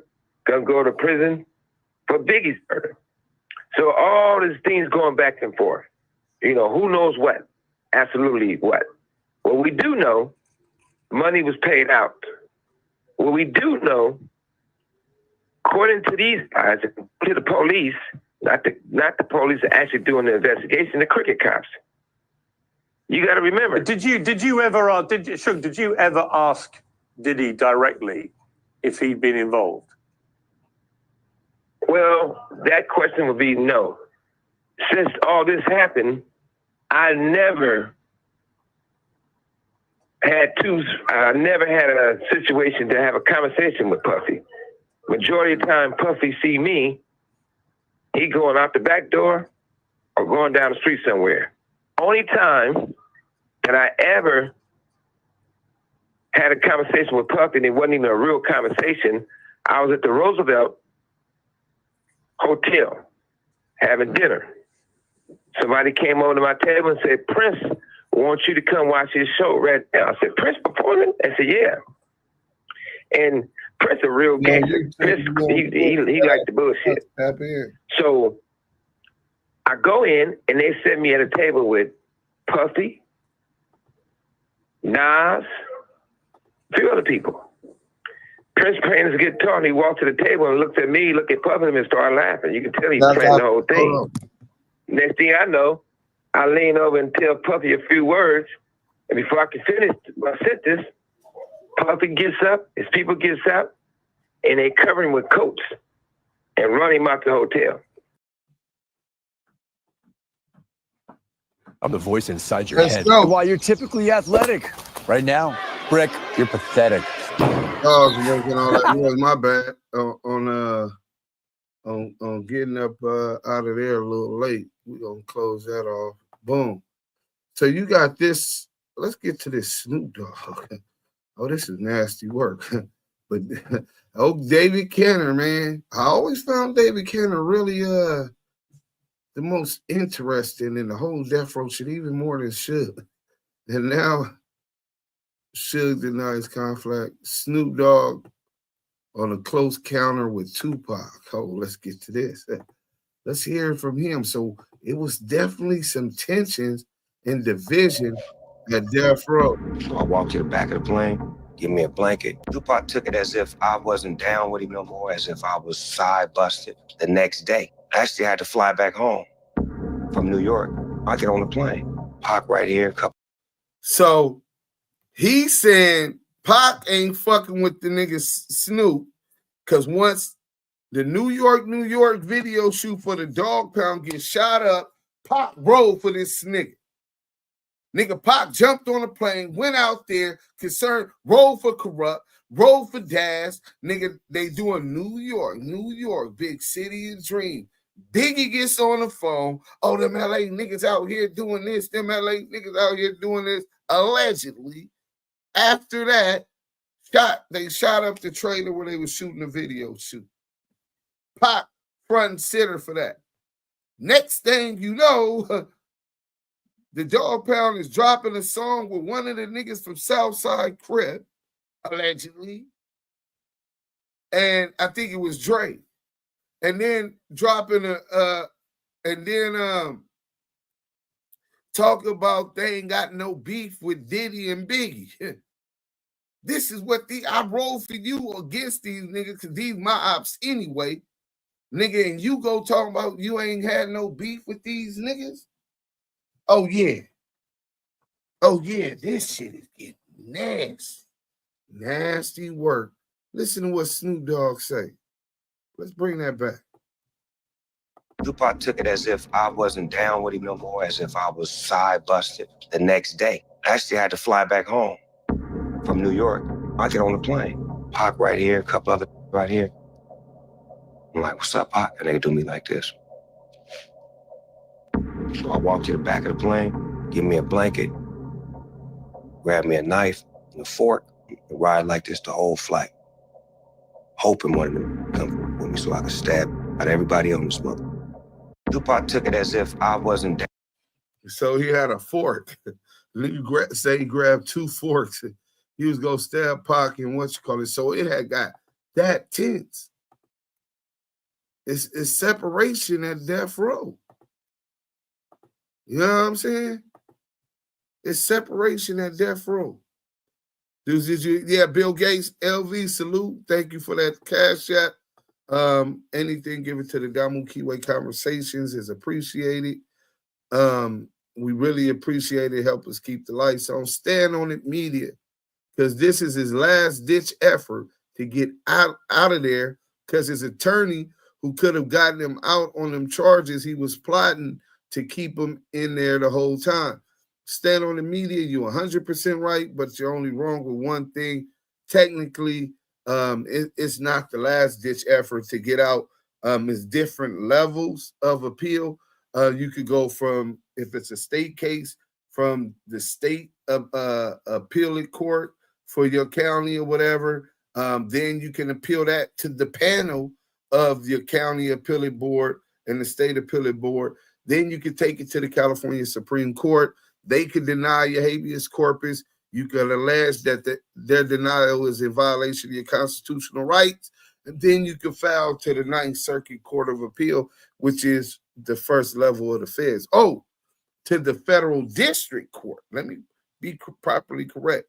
Federal district court, and then if they deny that your constitutional rights was violated, then you can appeal that to the Ninth Circuit Court of Appeal, who doesn't play. They're the most liberal circuit in United States. But other than that, Suge definitely felt it was his last effort to get out of there, because his attorney, who could have got him out there, David Canner, offered him charges, was plotting to keep him in the whole time.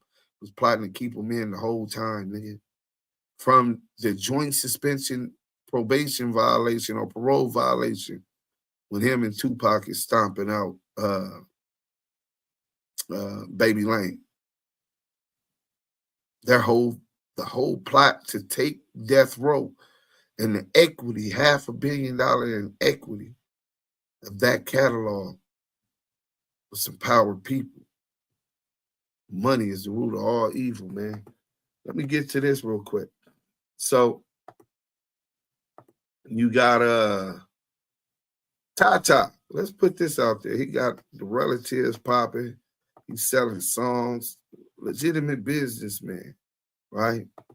He do a little illegal something. He wasn't supposed to lock the kid in yet, athlete, before he got out of college. But he'd seen the opportunity. Reggie Bush and his family seen the opportunity. We'll keep this on the low, on a expressed agreement. And they took the money. Let's go to this.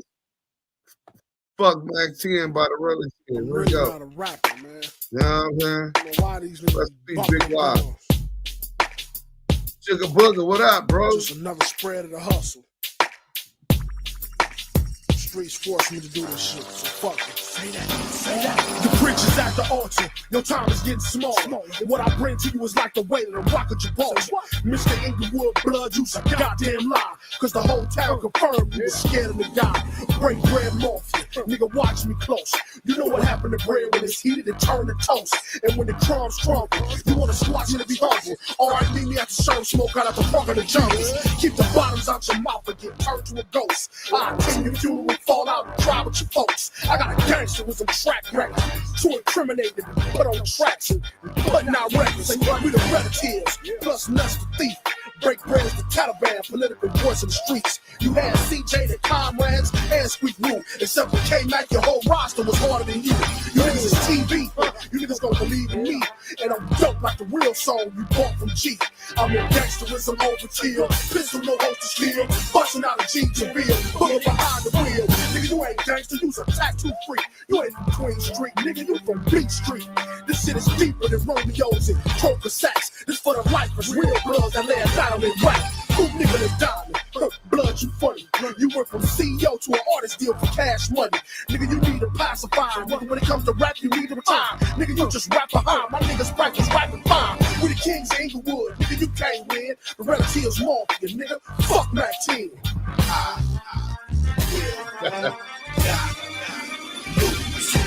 Who banging?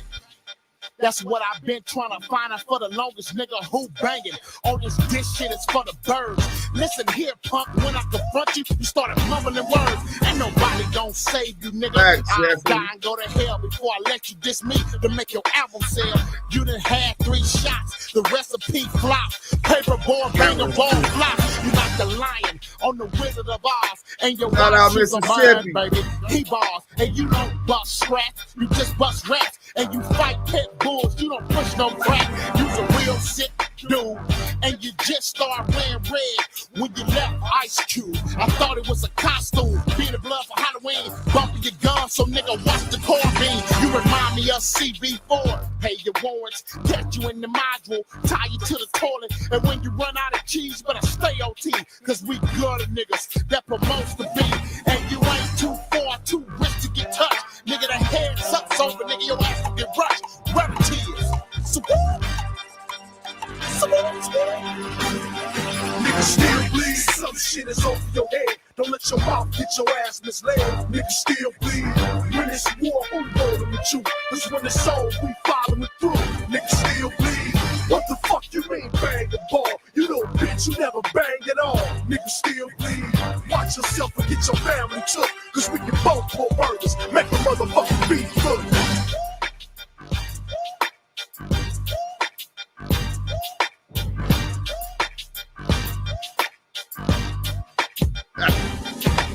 Hey, send it to me.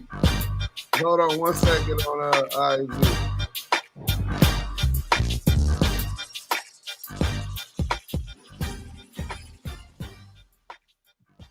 Hit that like button when you come in. Hit that like button when you come in, man. A salute to everybody in the chat. DAMU KIWE Conversations. Shout out to the Blue Wrench Mob, man. We running this content. But yeah, so you got Lloyd Lake, Tata doing business moves like this, right? Let's get to this real quick. What's your favorite relative song? Like That is got 55%. Maria is 26% in second place. Fuck Mac 10 is at 19%. Damn, I knew Like That was gonna be the favorite relative song. That's a legendary anthem in LA. At the function, nigga, till today, at the barbecue, the picnic, the function, any DAMU function, you're liable to hear Like That, not like this. Give it up, slide like this, be brazy. Oh, we got Goat Talk going on. We got most Scandalous Los Angeles TV in the building. My brother from another. And even though he with the hashtag union, fuck the hashtag union. You know what I'm saying? That's my brother. And I told y'all, in this sector, when it comes to Tupac, supporting Tupac, fuck Veggie right ass shit. Listen, he gonna line Veggie up every time. You know what I'm saying? He probably cooking right now. This was lightweight. Trust me. Stay tuned. If you ain't follow, go ahead and follow Most Scandalous Los Angeles TV with the $10 super chat. Keep popping that shit. King 100 fire. Prayers, salute. Hey, man, salute to my brother, man. You already know. Suge always said, catch one, you catch the other. Hey, bro, listen. But y'all still acting like Tata ain't this businessman, and niggas is calling him a rap without any paperwork. You know what I'm saying? Like, when has that been booed? Listen to the Keyways and the DAMU. We don't do that. We need receipts. And there is no receipts.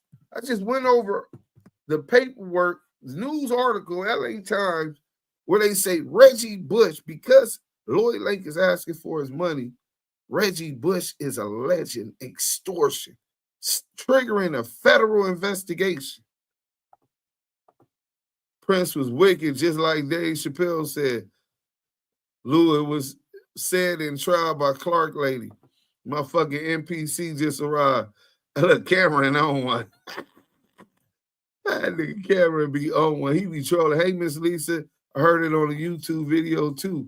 Hey, ladies, Megan, Selena, beautiful. Look, she just come in and she gets on it. Let me see what song this is. Hold on. We might got one more. I want to show y'all something. Hold on 1 second.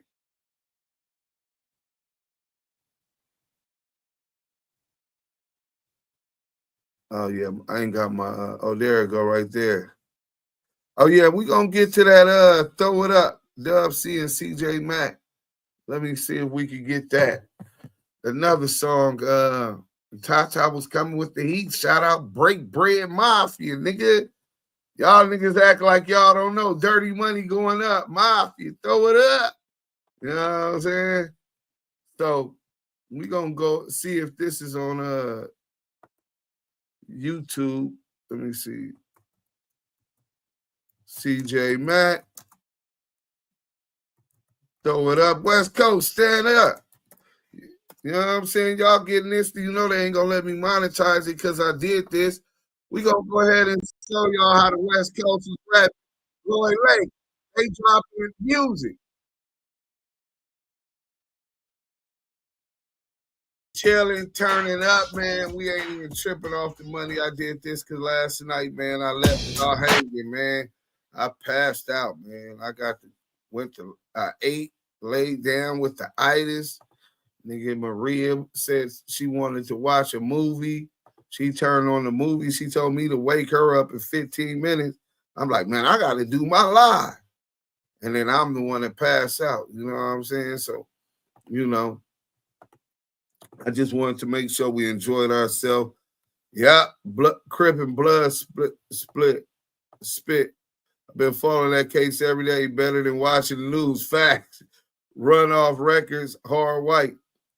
Tops tapping in from work. Shout out the whole chat. Mods, Big Bro, Duse M, salute Slim Gang TV, man. Appreciate the support. You know what I'm saying? But this shit is really getting grimy. And niggas, Snoop was relying on 2 forks from getting thrown out the private jet in midair. Diabolical. Hey, listen, my nigga. Niggas, he's improvising. That's all he had was 2 forks. He gonna try to poke a nigga in the eye or something. Poke a nigga in the neck. You got to go for the vitals. You can't play, but that's some tense situation. You know what I'm saying? And these niggas is feeling some kind of way. I mean, I'm quite sure people heard rumors of artists drinking piss. And I'm not talking about the Diddy party and Cassie. You know what I'm saying? This was way back then. Artists being slapped in front of their wives. So it was a lot of shit that niggas just wasn't trying to go for. And for Reggie to try to get the royalties for Pac 20 years later is sick. They literally was trying to take death row and royalties. Not just royalties, ownership of the catalog. The nigga Reggie was allowing people to use Pac verses and Pac masters to make songs. Jimmy Iovine, his artist, 50 Cent, Slim Shady, without paying Suge, and Suge owns the masters. This is what David Kenner is allowing, Reggie Wright is allowing, and they getting their little kickbacks and fringe benefits, alleged. These niggas been parasites off of Suge and Death Row the whole time. They were all working around them. Y'all be careful out there.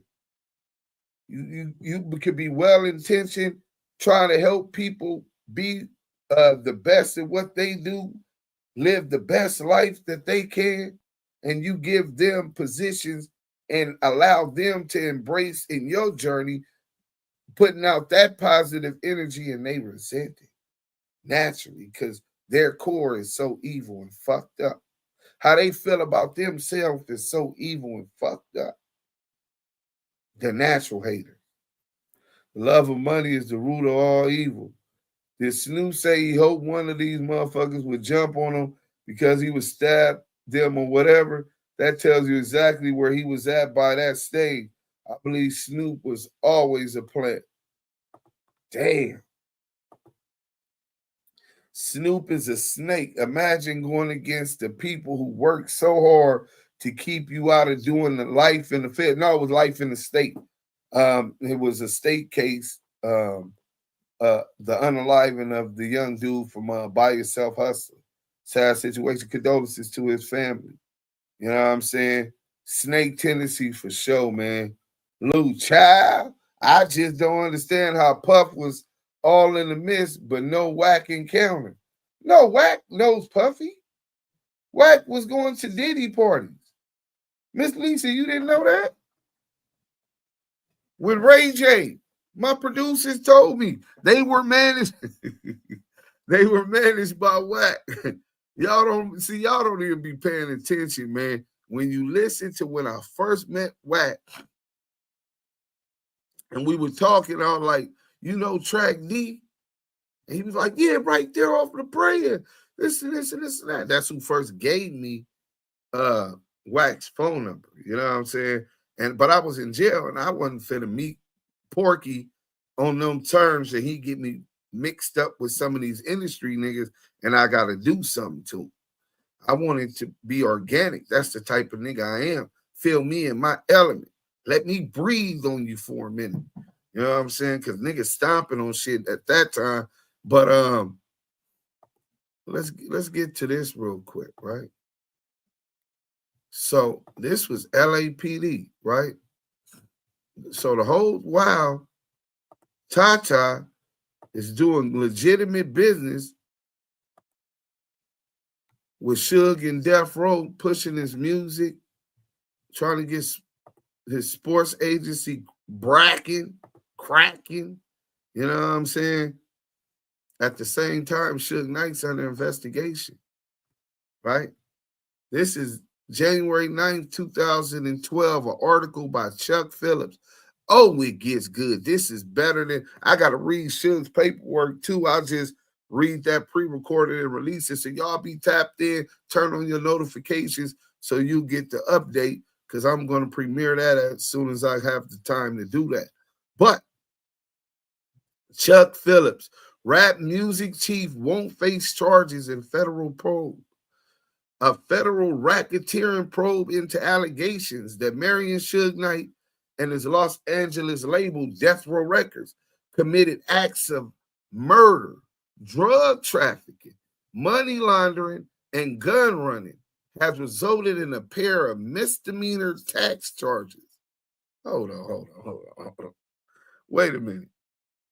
A nigga in 2002 has a federal RICO racketeering into allegations that Suge and his record label, Death Row Records, committed acts of murder, drug trafficking, money laundering, and gun running.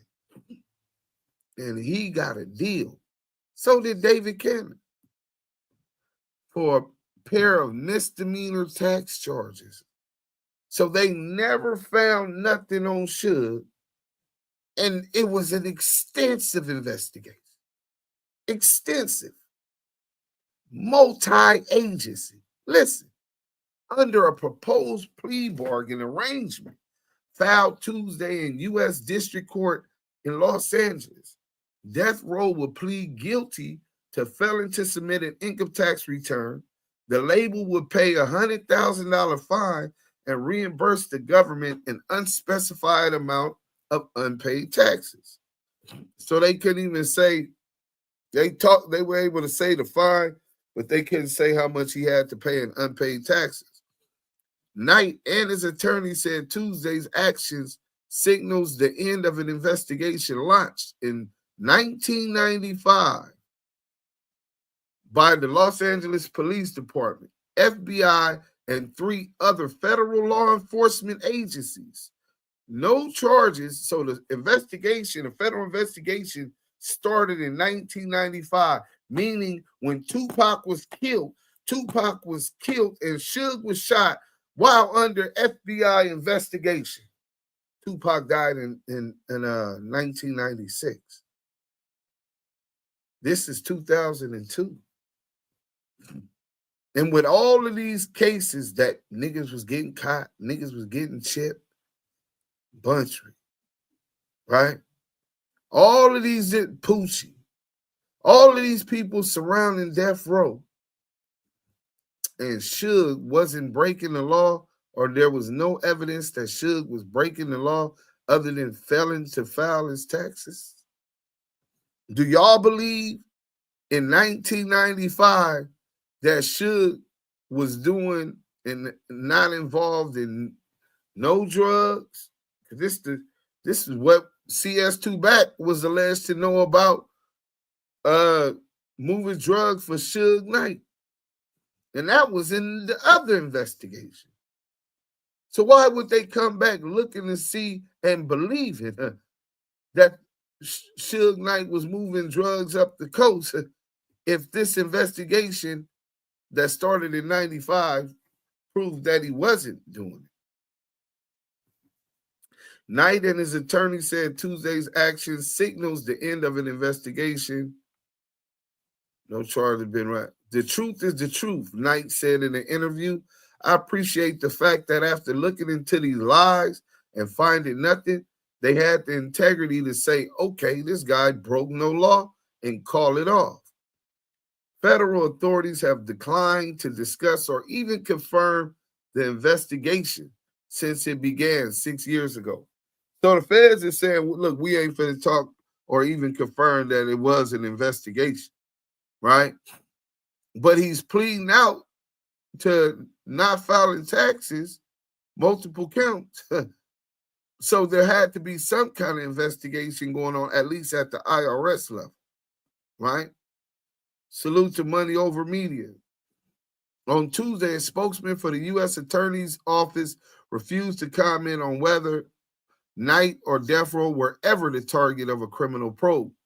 But two law enforcement sources who spoke on the condition of anonymity said that the entire investigation is over. The sources added that the probe into the more serious allegations has been inactive for nearly 2 years and is unlikely to be revived unless Knight gets in trouble. On Monday, the U.S. Attorney's Office in Los Angeles issued a one-page letter to Knight's lawyers stating that no charges will be pressed against Knight for tax violations or money laundering, according to sources familiar with the document. The letter did not exonerate Knight on the allegations of murder, racketeering, and other violent offenses. So they're not saying that they weren't still having a federal RICO investigation going or exonerating Suge of not participating in racketeering activity. But pay attention. They're not trying to let him off the hook as if he wasn't doing nothing illegal, right? Knight became famous during the 1990s for running a small cutting-edge record label that introduced the world to West Coast rap, launching the solo careers of such international stars as Dr. Dre, Snoop Dogg, and Tupac.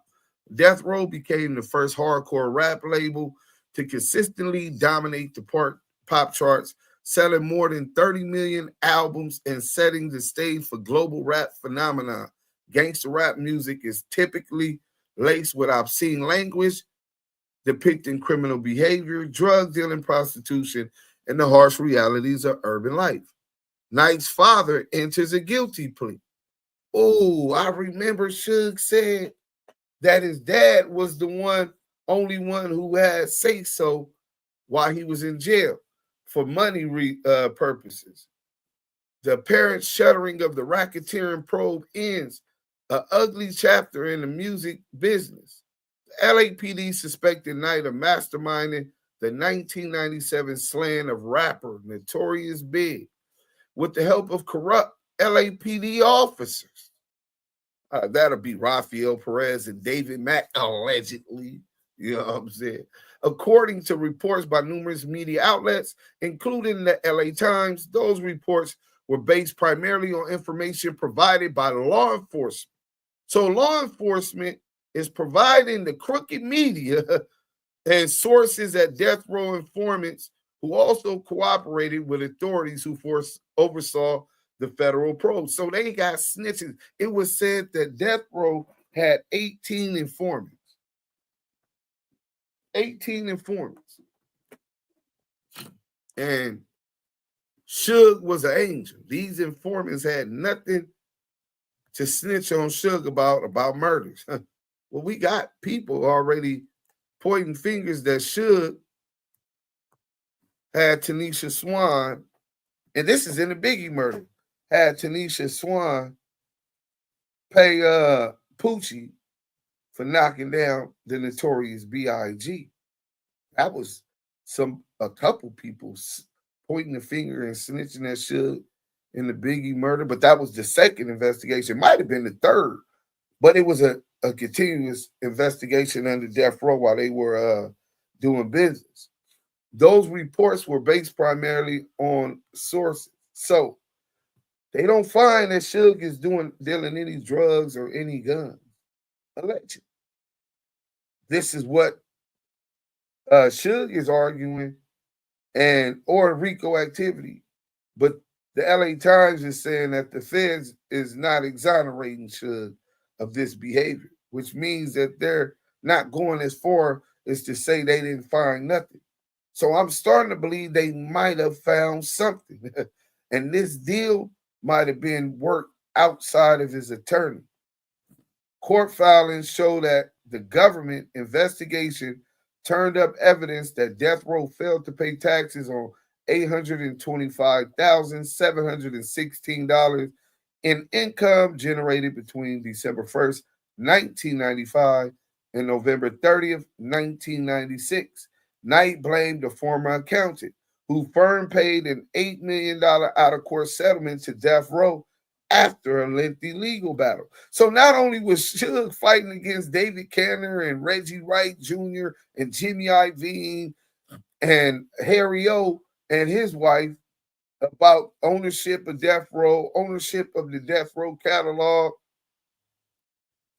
While he's in jail, he also have to fight against his former accountant, who firm paid $8 million court settlement to Death Row. I wonder if Suge received that $8 million from that former accountant. Knight's father, Marion Suge Knight Sr., entered a guilty plea Tuesday for the tax offense, according to the court filing. So Suge wasn't lying when saying that his dad had the final say over any purchases. I think he said 5,000 or 10,000. His father was the only one that could make any kind of decision. So Reggie and them didn't really have access to the money during this period like he was claiming he did. So the violation would carry a 5-year probation sentence against Knight Sr., who is an officer of the Death Row Corporation. So he was an officer of Death Row, and he pled to the tax offense, Suge's dad.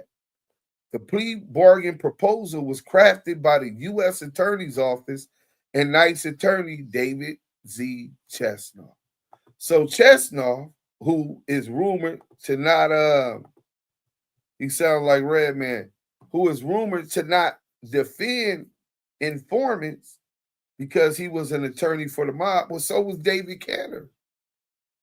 David Canner dreamed as a child, a Jewish child, to be a lawyer for the mob, which eventually he reached, but it was MOB and not the Italian La Costa Nostra. So Suge meets him as a UNLV student. I wonder what he was doing with the good old boys in college, hanging around with these mountaineers. You know, they get real freaky at them parties. But he meets all of these industry people, even bumps in and ran in circles that Diddy ran in. I thought he was bodyguard for Diddy at some point, but he wasn't. He was bodyguard for Bobby Brown, who was linked up with Whitney Houston, who was up under Clyde Davis. See, them circles right there is that old money, that old industry shit. And them old industry dudes is rumored to have done a lot of Diddy-like shit, wild parties, cocaine, and just started wearing red when you left Ice Creaming Cube. I thought it was a costume being a blood for Halloween, bumping your gums so nigga watch the car being right. Scandalous. I got road rage and this old man about to get it. Moni in the middle. Salute, sis. We got Scandalous down here, man. Let me see what y'all was talking about while I'm reading this article. What's the name of the relative song when they did Snoop? I think it's called Should Have Been a Beat Off. No, I know the whole Should Have Been a Beat Off. I'm not going to bust that one. You know what I'm saying? Because it get disrespectful. I could bust it without being disrespectful, but we ain't going to do that right now. I want to finish this article, right? Miss Ray J, Diddy play to her. Yeah, hey, listen, man. You remind me of CB4, pay your warrants, catch you in the module, tie you to the toilet. Hey, Mike B, that nigga put it down. You know what I'm saying? Most Scandalous Los Angeles TV. Most Scandalous. Whoa, they going hard. Uh-oh, Shortstop in the Field podcast. Keep the union out your mouth. Final warning, messy M's. Hey, listen, brother. We don't take too kindly to warnings. bust your motherfucking pistol. Hey, dudes, I'm sorry for forgetting you. Sir. No, I understand you take me for granted. You know, that's what the union do too. I meant to put #union. Y'all see what's Scandalous? So this is what I got to go through on the plantation when we working all day. You know what I'm saying? This is what the union does to me. Put on my beanie, throw up the B, and drag that ass in the lap. B trophy. Oh, yeah, y'all know about that. You niggas ain't bulletproof. You better stay out my hood at the gas stations or the phone booth. Yeah, taking me back. But let's get deeper. So, Mr.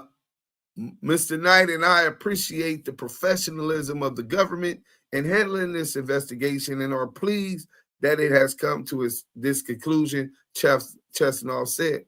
Knight added, I'm not mad at the government. The government has a job to do, and I kind of respect the government when it does its work. In a separate but related deal filed Tuesday, Knight's former attorney, David Kenner, remember Suge just implicated him in the murder of Tupac Shakur? Oh, Knight's former attorney, David Kenner, agreed to plead guilty to misdemeanor tax violation. So he pled to a misdemeanor.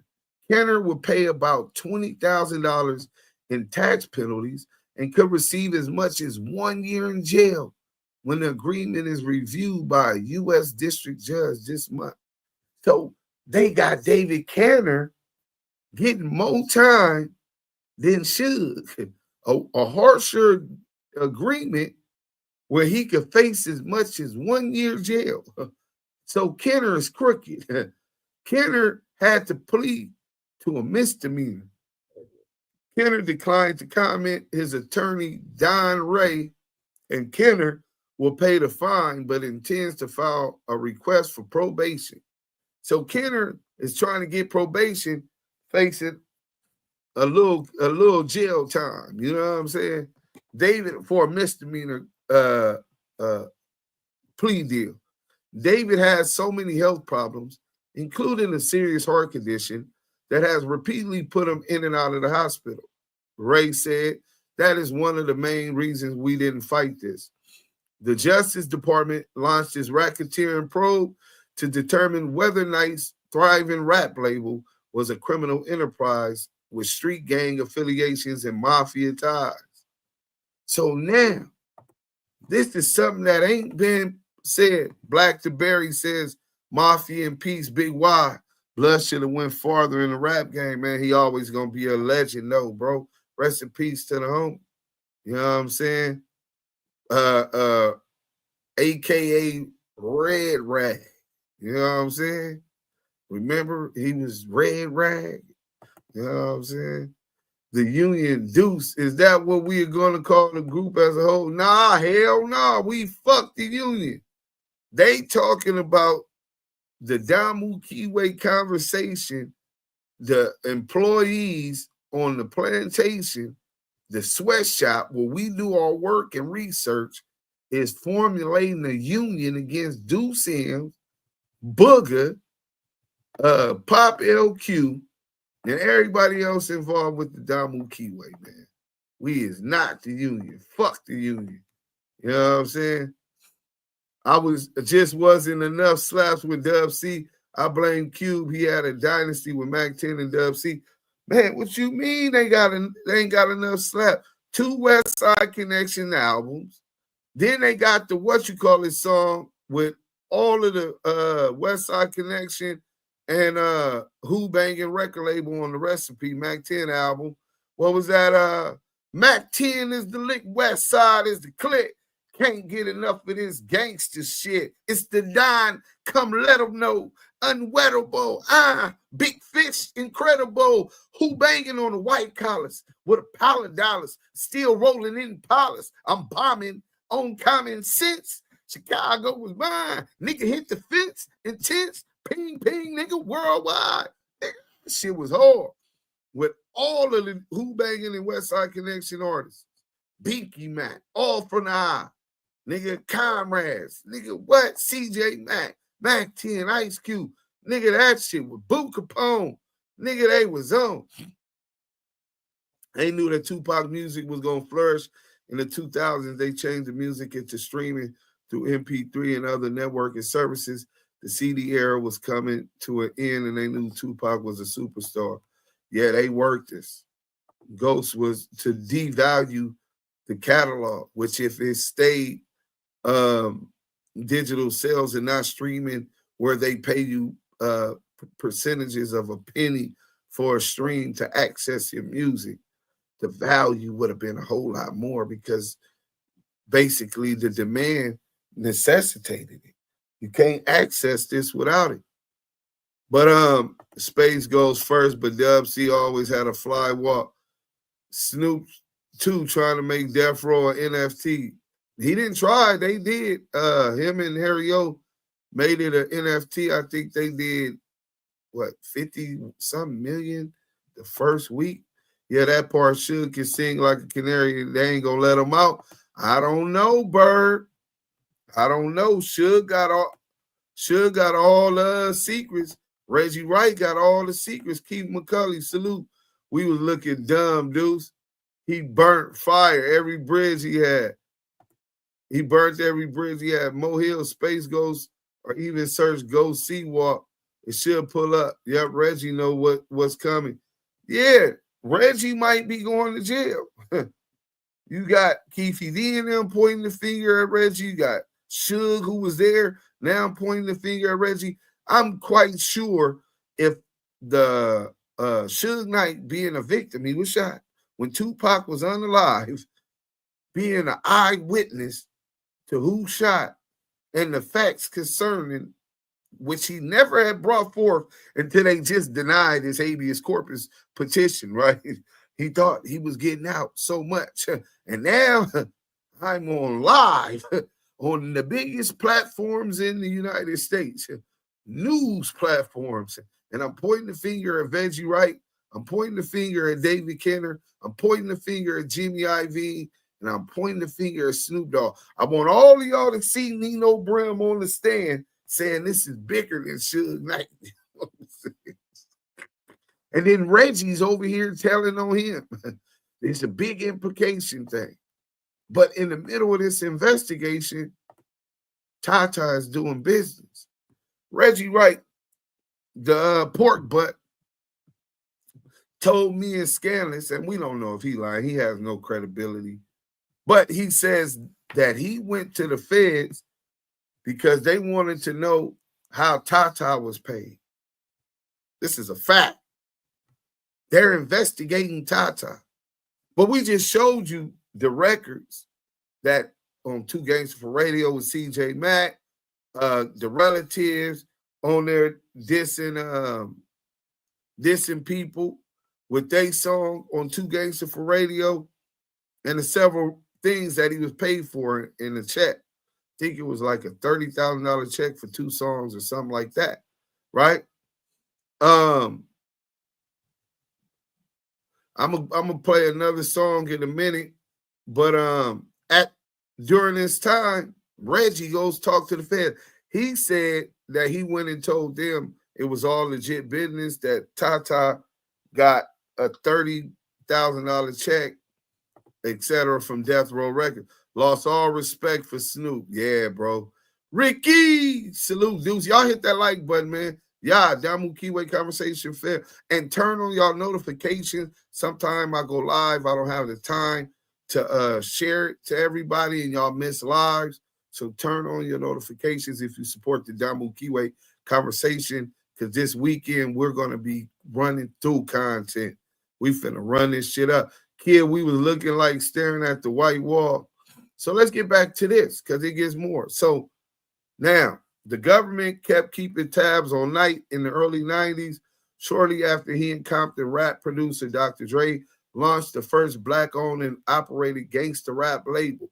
Defying music industry convention, Knight strategically marketed music with violent lyrics and hired unemployed ex-convicts, as well as members of the Crips and Ma Paru Blood Gang, to help build his gangster rap empire.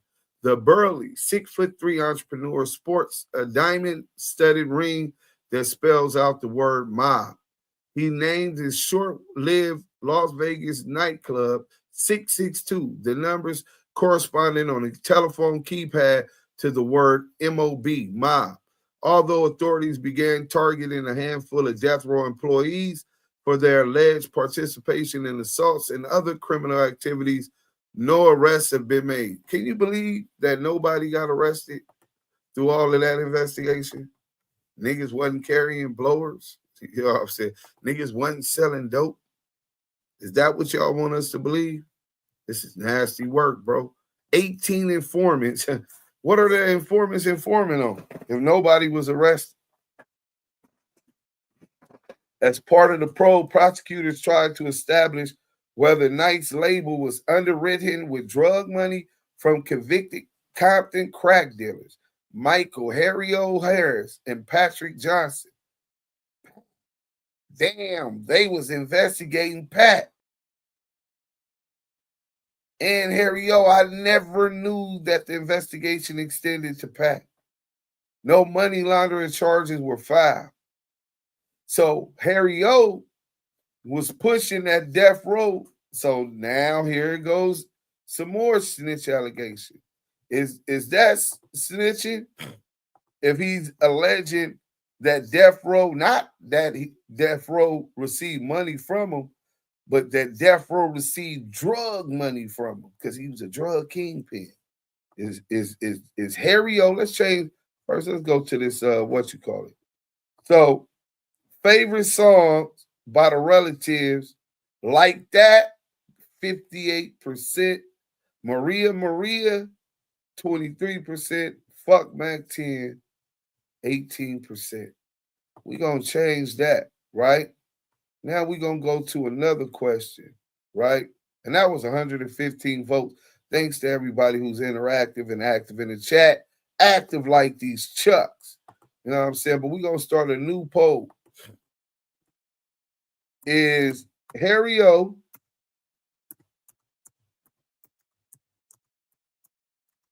claiming to see Death Row Records? We're going to put DRR. Is Harry O claiming to see Death Row Records with drug money snitching to the feds? I want to know what y'all think. I know what I look at. I put a $sign. Well, drug money ratting.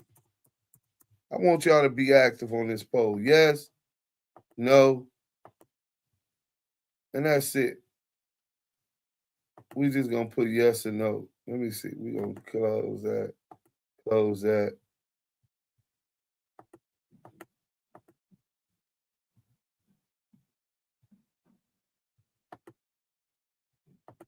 We started the poll. Stay active in the chat.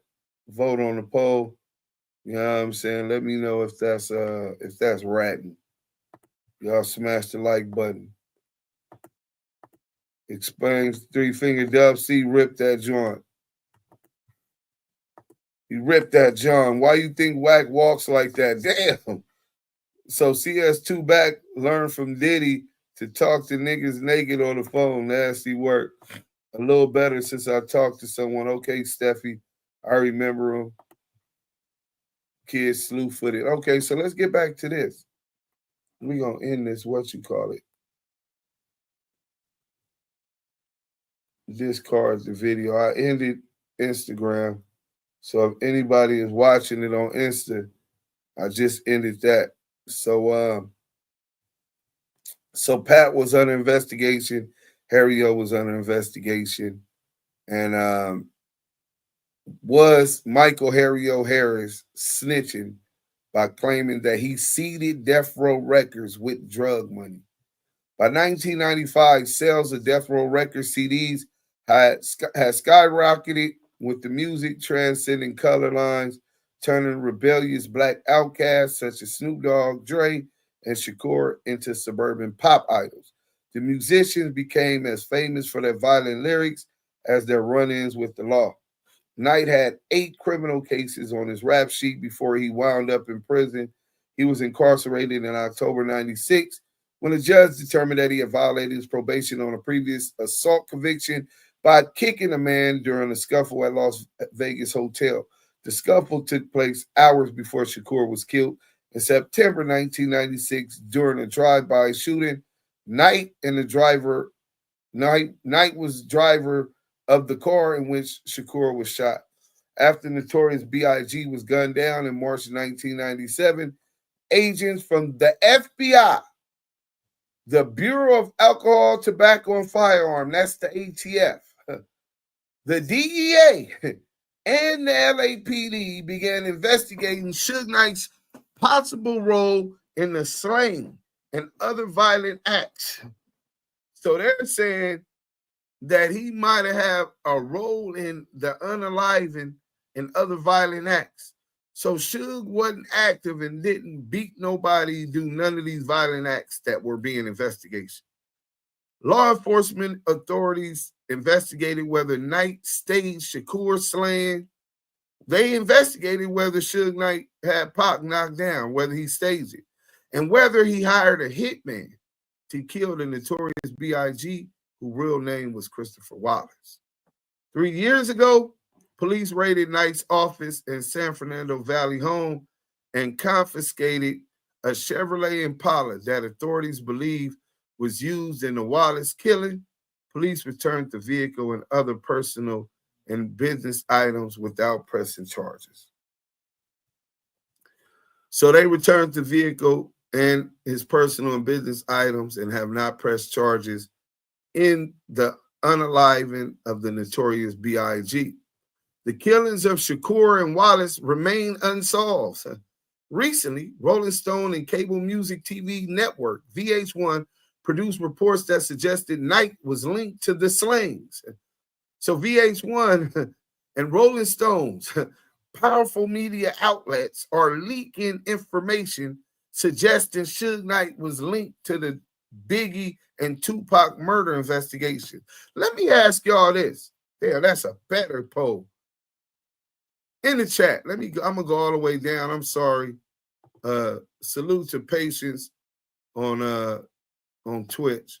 Thanks for following. Hope you subscribe to the page. You know what I'm saying? CO, yeah. Let me see. The Rock Nation lawsuit, the CEO, she was a drug trafficker and informant. Why would Jay-Z have an ex-informant run his company? Because this is what's going on. These niggas that we believe is the ones, they have powerful information. They were allowed to deal with those that run the industry, just like slave masters used to have they house nigga that dance and put on a show. Kings used to have jokers, jesters that put on the show. It's no different. And they would claim with their shrinkless on and shiny clothes to be the star and put on a show for massa. And they would have access to the slave owners in ways that those on the plantation not necessarily had. Diddy was no different. Andre Harrell was no different. But because they were able to keep these secrets, because they didn't just expose all of the underlying things that power has bestowed upon them, the power that Jimmy Iovine had bestowed upon them, the power that Clyde Davis invested into R. Kelly, Whitney Houston, and all of these other people. See, those are the gatekeepers. You think Suge was privy to this and they didn't have smut on him? Who else would want to frame Suge Knight and get him investigated and leak it to the biggest platform, VH1, Rolling Stones magazine? I'm sure Jimmy Iovine could get an article and such a narrative posted while they're yelling East Coast, West Coast beef through the Vibe magazine. I'm sure the crooked media has relationships with the FBI still at the time. Shit, the crooked media had ties to the media, to the federal investigation during the counterintelligence program. They had it through the black desk. So why wouldn't the feds still have those type of relationships with the crooked media to drop whatever narratives and they want to push? They definitely wanted to point fingers at Suge Knight in both of these murder investigations, but they all benefited, pushing, selling thousands of magazines, East Coast, West Coast narrative. So damn near everybody worked for Death Row was a rat. They said 18 people, 18 informants. As soon as the prisons became an industrial complex, Play implemented the record labels and infiltrated with police officers. Kid the barber, you over here cooking these porks, bro. You cooking the rats. You guys push this gangster rap persona, kids influencing these kids to want to follow behind these trends. While we benefit off record sales, we benefit off of magazine sales, and while everybody's investigating and looking at these guys at the record labels, the prison industrial complex, we got lobbyists funding the narrative. War on gangs, war on drugs is already funded. We're going to point the finger at them all along, the CIA, which was also a part of this investigation. Imagine that. The DEA, they're making big money. The ATF, they're getting mass funding out of these budgets. And while they influencing these kids to gangbang, to shoot each other up, fight amongst each other, the prison industrial complex has no need for any more inmates. They're packed. Prisons are overcrowded. You know what I'm saying? Let me go there. But who else would want to paint the picture of Suge Knight in knocking down Biggie and knocking down Tupac? Let's see what they said.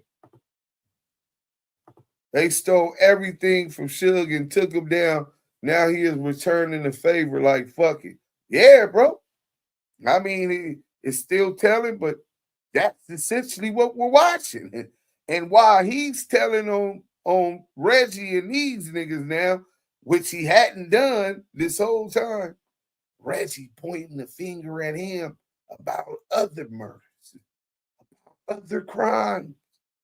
Nigga, this gloves off. Nigga, y'all think we ain't finna cover this?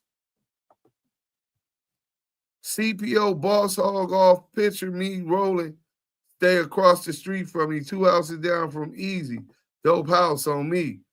Hey, Kid the Barber, man, CPO and Boss Hog had that hit on Murder Was the Case soundtrack. That's the day we buried my dog down. This is how it's done. Like 1, 2, 3. West, Lou from the loop. Salute, bless King. I thought he funded Death Row. Right. This administration is putting full forces in taking down any black folks they can, any level. No, facts. So Wack and Reggie next to come down the federal pipeline. Man, maybe. I don't know what these niggas was doing. And then statutes of limitations on some crimes. But they both talk to the feds. We know that. Have a great day, everyone. All right, Cameron, great day. Let me finish this, man, because I want to get into this music. But before we get into the music, y'all need to know what was going on at this time. You know what I'm saying? So the killings of Shakur and Wallace remain unsolved. So fuck with Detective Greg Kading is talking about, both of those murders are unsolved. You have your theory, and your job was to clear up the LAPD's involvement. So that's why they restarted the task force, the Joint Task Force that you led.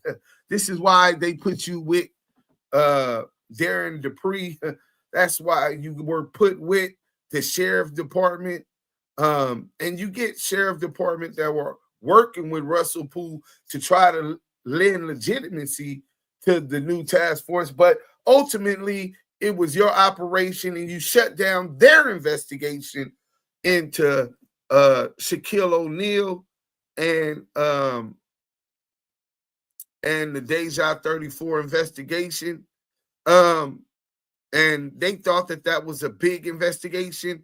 Why do you think Detective Michael Coet doesn't like Greg Kading? Why do you think Detective Michael Coet made it obvious on bond first that they were against Greg Kading? There was infighting amongst the task force. This is documented through the newspapers. But you ultimately, who were given permission, this elite task force, after the Christopher Wallace estate refiled the hung jury, because it was a hung jury ruling, refiled the $400 million civil suit against the city of Los Angeles and LAPD. So y'all would have been going broke. And you get this investigation, you prioritize this investigation and made sure that Suge Knight, made sure that Shaquille O'Neal, Money Mark Stevens, and the Main Street Crips investigation was concluded based on Stutterbox being a snitch. Stutterbox, who also, but y'all said he lied, who also gave y'all, was an informant for you guys, gave y'all CS2 back, which was accurate details. They found guns. He said that it was like Fort Knox up in there. You guys found guns, plural, right? You guys, he said he was trafficking drugs. We can't prove that y'all found evidence that he was trafficking drugs, but he did admit that he was caught on a wiretap, and it was supposed to be him having a conversation about drugs. Wiretap, this is what they said. We're going to get into that also and flame his ass up today too. But look, the LAPD Russell Poole, who worked, let's finish this.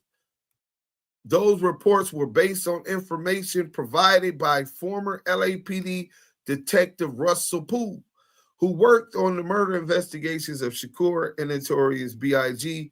and recently filed a lawsuit against the police department. So Russell Poole was suing the LAPD for the cover-up and for what they did. Russell Poole ended up dead. They claim a heart attack. Conspiracy theorists and some people like me believe that while he met with the sheriffs to talk about what his investigation, they hit him with a heart attack stick. You know what I'm saying? But Detective Russell Poole did want to apologize to Suge Knight because he thought it was just Death Row Records. He didn't understand the infighting. He didn't understand until he found evidence of a plot to take Death Row Records from Suge Knight. Detective Russell Poole was the closest to me, in my belief. I mean, I don't believe it's enough to convict anybody of this shit. It's too many other theories that have strong support. But Detective Russell Poole apologizes to Suge Knight. Now remember, Detective Russell Poole was a 137 confidential source for Phil Carson. Y'all forgetting that? The Fed's hands is written all over this, all over the investigation in Tupac, the son of a Black Panther Party member. The politics always being watched by the FBI, and they acting like they don't know what happened. or weren't there when Tupac got knocked down. This is nasty work, bro. So it says, let's go to this real quick. Let's see if we can get to yeah, we got it. Murder Music Group. Murder Mastic Music Show. So let me get up off of here real quick and let y'all know Detective Russell Poole, who was the closest, who was the first detective on the investigation and wrote a book about it, The Labyrinth. I read the book, so I know a little bit about it from what I read. Scandalous, I don't think Scandalous read the book, but Scandalous know all about this shit. Let's play this real quick. It's only a couple minutes.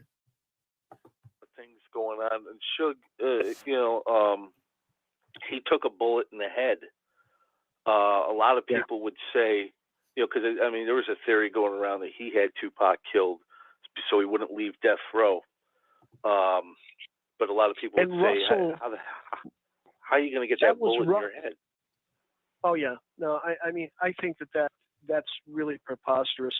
Russell's original theory was that Suge was behind this, because what Russell couldn't separate in his mind was that Death Row Records and Suge Knight were separate entities. All of the evidence points towards Death Row Records. None of the evidence points towards Suge. But because Suge was the sole shareholder in Death Row, when you said Death Row, you were talking about Suge Knight. And so for that reason, Russell had thought, that all of this evidence pointed to an inside job with Death Row Records, and he blamed Suge for it. And he was very vocal about it. Good question. And he was... Hey, he said, I wonder if Suge went to the 64th floor and had some favors with the feds. Hey, I'm wondering the same thing, bro. What they having a war now, all of it's finna come out. Niggas got paperwork. We finna find out what was really going on. That is the best part about this week. We might finally get closure to what happened to Tupac Shakur among all of this snitching. And the Notorious B.I.G. We might. They say if you solve one, Suge said it himself, you solve one, you solve them both. So let's go. Listen what Russell Poole said. Going to the sheriffs to apologize to Suge Knight and tell the investigators that they have this case against Suge that's crumbling, and to abandon that case and get on board with solving the two biggest mysteries in rock and roll history, or in music history. So Russell Poole was going to apologize to Suge Knight. 100%. Fact. Wow. So he really felt bad about originally accusing Suge then. He felt very bad. As he and I were working on Chaos Merchants, we handed a copy of Tupac 187 to the DA's office, and they just weren't feeling it. Our contact at the DA's office just wasn't feeling it. He goes, I get it, but, and so we redoubled our efforts to try and drill down deeper. And Russell insisted that every single fact be footnoted. So if you read Chaos Merchants, every single fact has a footnote as to where it comes from.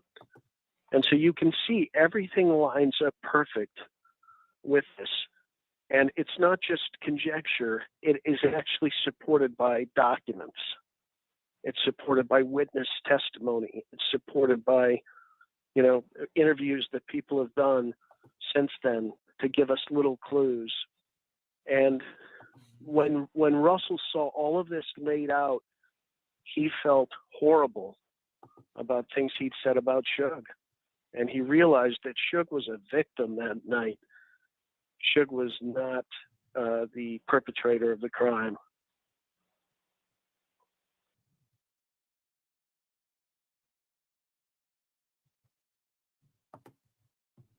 So there you have it.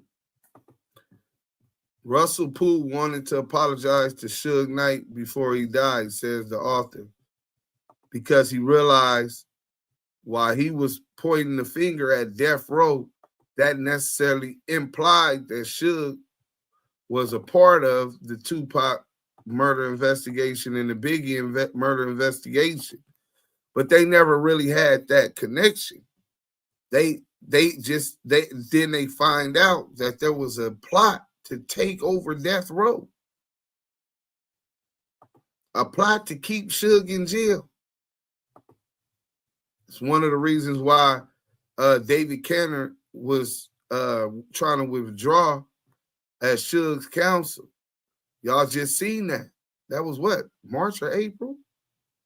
You know what I'm saying? But let's get back to this, right? Because this LAPD article LA Times article is deep, nigga. And it takes you back into the time period. Remember, Lloyd Lake is doing legitimate business. It was later found, except financing a collegiate student, right? Which was against NCAA policy, you know what I'm saying? But as a sports agency, he knew he might not know it was that serious, because this was allegedly happening all the time. Even in the NBA, Shaquille O'Neal said LSU was paying him, bro. He's on records admitting that. This is what's going on. But when a black man do it, it was a problem, right? So I believe that Suge Knight was involved in the murders of Biggie and Tupac, Poole said. In my opinion, neither Knight nor Chief Parks have been held accountable for what they've done. In a recent interview, LAPD Chief Bernard Parks dismissed Poole's theories as wild and inaccurate fabrications. But Chief Bernard Parks made it clear that David Mack and at a press conference that David Mack and Rafael Perez worked for Death Row Records. He said initially worked for music industry record labels. Then they said Death Row Records. He said yes, they work for Death Row Records. I'm gonna see if I can pull that up. So now you're going into the investigation into the Rampart scandal, the biggest scandal in LAPD history. There's a lot of powers that would kill Jesus Christ to hide the extensiveness of such corruption as the LAPD during the 80s, 90s, and early 2000s. There are powers that will kill a saint to hide the corruption behind the lawyers who were in on this and a part of this. The music executives who were in on this and a part of this. This is millions and millions of dollars. This is corruption at its highest level, exposing the pecking order in the music industry, the ties to corruption and lobbyists, politicians. Remember Reggie Wright Jr. wore a wire on Omar Bradley? Remember he tried to set him up? This is what we talking about, bro. I'm 3 hours in. Hit that like button, man. Swear this channel is shadow banned. There's no way we shouldn't have a wider reach. Of course, we shadow banned and they reporting scandalous too. But I didn't really share the live and all that. See, one thing that y'all see, I'm playing music and stuff also. I'm not here just for money, and that's why I appreciate the cash apps. I'm not here just for money and numbers. I'm here to bring the truth. And there's powers in the music industry. Don't Laura Cohen run the YouTube section now? There's powers in the industry who's going to make sure that they're power banned. Do you know that if you try through AI to have AI formulate the thumbnails like I've done with CS2 Back, that I've done with Veggie Wrong, that they won't even allow me to utilize Jimmy Iovine's image to create thumbnails with those words where it accuses him. This is how powerful Jimmy Iovine is. It's within the algorithm that the AI is not to allow the use of his image with these allegations. But it was cool to have those allegations against Suge Knight. Duse, I hope you're doing Duse lives today. Yeah, I'm doing 2 live. You know what I'm saying? That make up for it. I work twice as hard, and the super chats that y'all give, man, those is helping. I was working in. He gave us tickets to the Soul Train Music Awards. Heart Gun. Yeah, the Heart Gun. Mo Hill know. You know what I'm saying? She believed like I believe. So let's go back to this. Knight insisted that he had nothing to do with the shootings and that pool theories are false. Underneath it all, you're going to find what you're going to find here is this. It's just about some former cop wanting to grab a bunch of money and a few moments of fame, Knight said. Knight, who was released from prison in September after serving 5 years, said he believes the media reports were racially motivated. Do you think they could get away with publishing this kind of crap about a white Hollywood executive? No way, it's racist, Knight said. Representative for Rolling Stones and VH1 say they stand by their reports. How you gonna stand by your reports about Suge? And now you got the head detective of that initial, wanting to apologize to Suge before he was unalive. So is Harry O claiming to see Death Row Records with drug money ratting? 81% said that Harry O is a rat. Now 79%. 21 said no, that's not snitching. That's why I put that, because I'm quite sure there's an element that might feel that that's not snitching, because there's the argument that that was business. You know what I'm saying? Exactly how they saying this about Tata. But I'm sure Tata don't give a fuck about whether you calling him a rat or not anyway, or if how a nigga feel, because I'm going to get my money. If I haven't put nobody in jail, I'm not implicating nobody in no crimes where they're going to do jail time, and the nigga that took my money, I'm going to sue. So call me a rat or whatever the fuck you want to call me.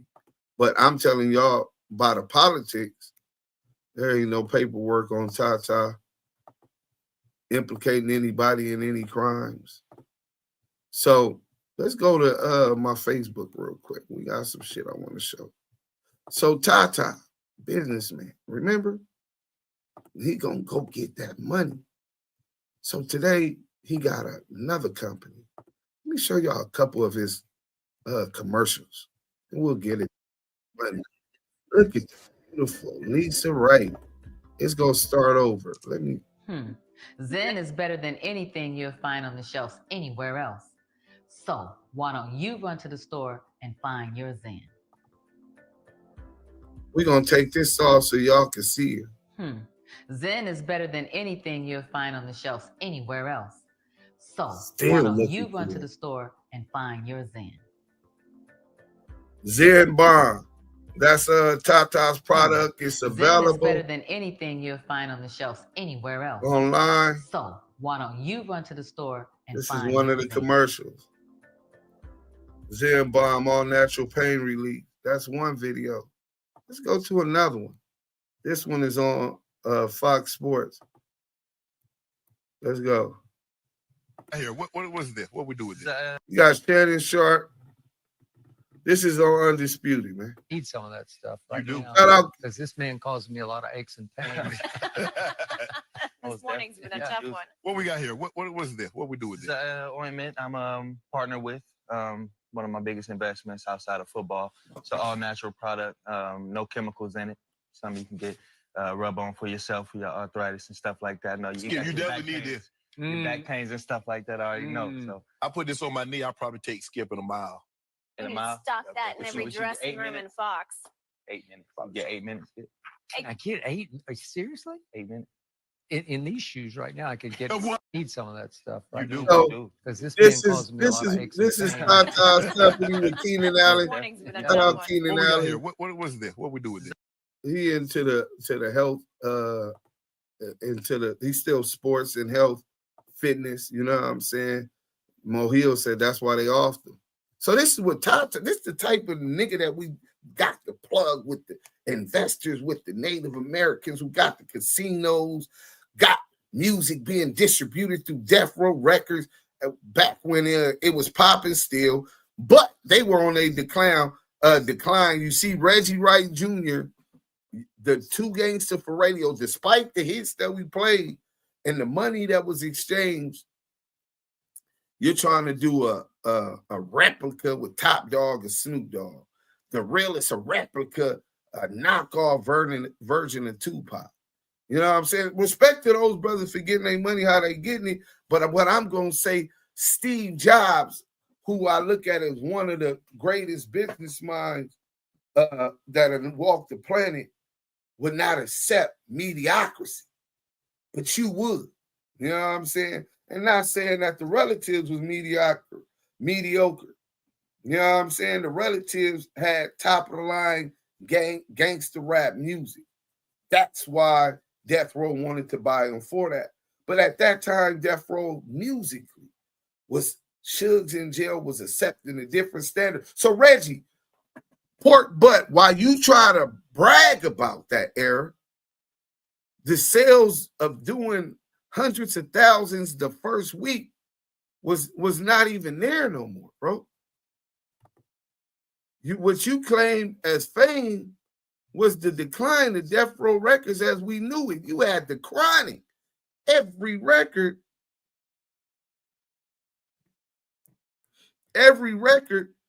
that they was putting out, you know, you could play from the beginning to the end. I'm talking about Grand Poupard, you know what I'm saying? Filet mignon, nigga. This is the cream of the creme de la creme of music, nigga. You got Dr. Dre like a human orchestra. You got that nigga Daz on the beats. You know what I'm saying? So,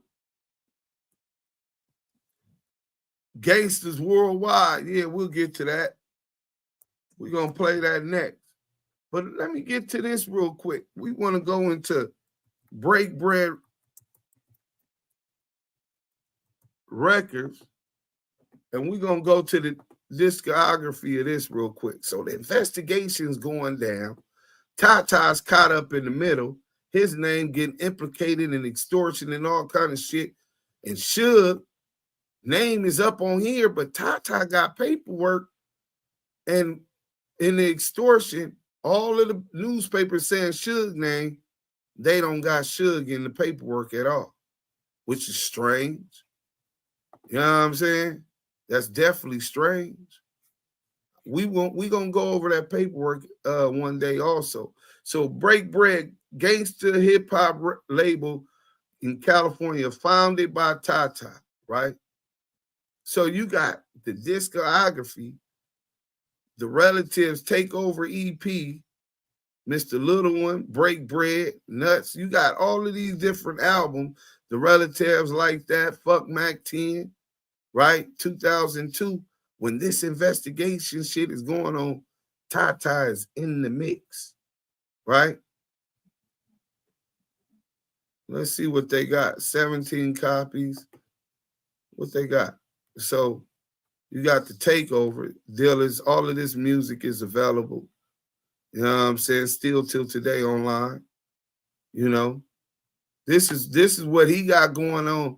But now he caught up in Suge investigation, Death Row investigation, and he caught up in this Reggie Bush investigation because Reggie Bush is telling the federal authorities he's being extorted. This is nasty work, bro.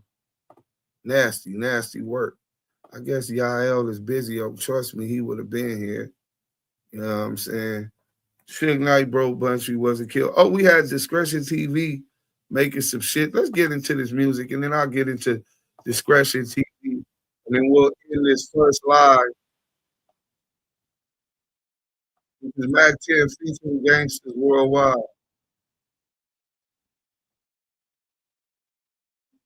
Gangster from the comrades.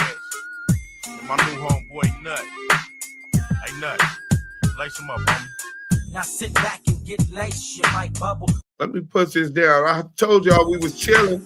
Yeah. I gotta take a quick break, get something to drink. You know what I'm saying? And me told Jay-Z to try to sign Dogg now. Told him don't do it, he gonna run himself on Mr. Chess piece. Gangster from the comrades. It's a chess piece move on the My game. new homeboy Nut. Hey Nut, lace him up, homie. Now sit back and get laced, you might bubble. Ride with me and lock game under your belt buckle. Certified YG and got stripes to show. I'm a solo, void haters and popos. I'm from the streets of Southeast, thought I'm on you. If need be, hit the cone and draw down on you. A straight rider, soldiers, I thought I told you. Eating weed as a youngster, now I'm never sober. Give me a quarter, I'll show you how to flip him over. And to escape, I hit the back gates and shake the rollers. I got game in each and every way you want it. All for the real, trying to get a meal and I'm all up on it. I keep it real and stay G, it's the only way. Everyday payday, don't work, homie, don't eat the day. Pressure, bust a pipe, nigga, the P is on ya. Mom tried to run your daddy, tried to lace you about California. Worldwide, we make ends. Breaking bread with players from the streets to the pen. Gotta thank God for the day begins. In this life of crime, cause we's about to sin. We worldwide, we make ends. Breaking bread with players from the streets to the pen. Gotta thank God for the day begins. In this life of crime, cause we's about to sin. Thought that I was wash away, Josh away. They tried to do me like they put my nigga Pac away. I bounced back with the biscuits, golf hats, 50 things, flexed out the game, fly cat, motherfucker, can you buy that? And what I can't afford, I steal. Won't stop till a nigga check a meal. We in the house on the hill getting freaking man. 6-figure hoes taking clothes off freaking man. With my crew tight like Ray shoes. Bet not step on my blue suede shoes. They Pumas with colored strings from that west side colored gang. And we done touched every aspect of the game. Now I'm riding in Dago. Networking with my player partners about some yayo. East to west coast. Niggas on a mission. Die hard niggas in the kitchen boiling chicken. We worldwide, we make ends. Breaking bread with players from the streets to the pen. Gotta thank God for the day begins. In this life of crime, cause we's about to sin. We worldwide, we make ends. Breaking bread with players from the streets to the pen. Gotta thank God for the day begins. In this life of crime, cause we's about to sin. Triple beams bought me a Beamer, enabled me to take vacations in Argentina. Now I rock arenas when I used to rock O's. Fuck the fed codes, a nigga selling out shows and paying taxes on my dollar now. Houses in my mama's name is my mama's now. Surround myself by cousins, bulletproof windshields and V dozens, break bread. Be the man of the hour, too much game to be devoured. Perm silked and rap head to toe and Eddie Bauer. I love to choke the smoke, so I only toke the power. It's got to be since YG done walked away from the Iowa. Trying to have more mail from juvenile to county jails, penitentiary cell to worldwide clientele. For sure to get this mail with these gangster rap sales. False the legs on the popos with no L. No L. We worldwide, we make ends. Breaking bread with players from the streets to the pen. Gotta thank God for the day begins. In this life of crime, cause we's about to sin. We worldwide, we make ends. Breaking bread with players from the streets to the pen. Gotta thank God for the day begins. In this life of crime, cause we's about to sin. I told you, everything we make is Peruvian. Yeah, man. Shout out to that's the Mac 10 featuring Gangster from the comrades worldwide. You know what I'm saying? Tata had that come on. So Tata's making music, man. Tata's got the Indian plug, allegedly. We cannot confirm or deny that's the truth. He's alleged to have had these Indian Connect investors that owns the casinos. He's moving in circles with Suge Knight at his peak, right? Suge is in jail. You know what I'm saying? He's in the circles around big money, hustling, a player, doing his own thing, right? But now he's under federal investigation that we learned. Reggie Bush pointed the finger at him. The Rampart scandal, right? They had to get rid of Russell Poole, and now the internet detectives got their ass in a pickle. No Diddy. Better than a pickle in the ass, right? We not buying views over here. This from the dirt. Yeah, man. Suge said, fuck it. Reggie want to play dirty. He about to get muddy. Bro, that's what's going on. They hate Suge had gang members and dealers around going legit. He wasn't dirty, though, and the employees had nothing to do with Suge. I'm not sure he wasn't dirty. They didn't prove no shit that he was dirty. We could say that. But that don't mean that he didn't. Nigga get away with a lot of shit that they can't prove. I was in the military, and I know for a fact the government had a hard gun and way more shit than that, like antimatter weapons. Damn.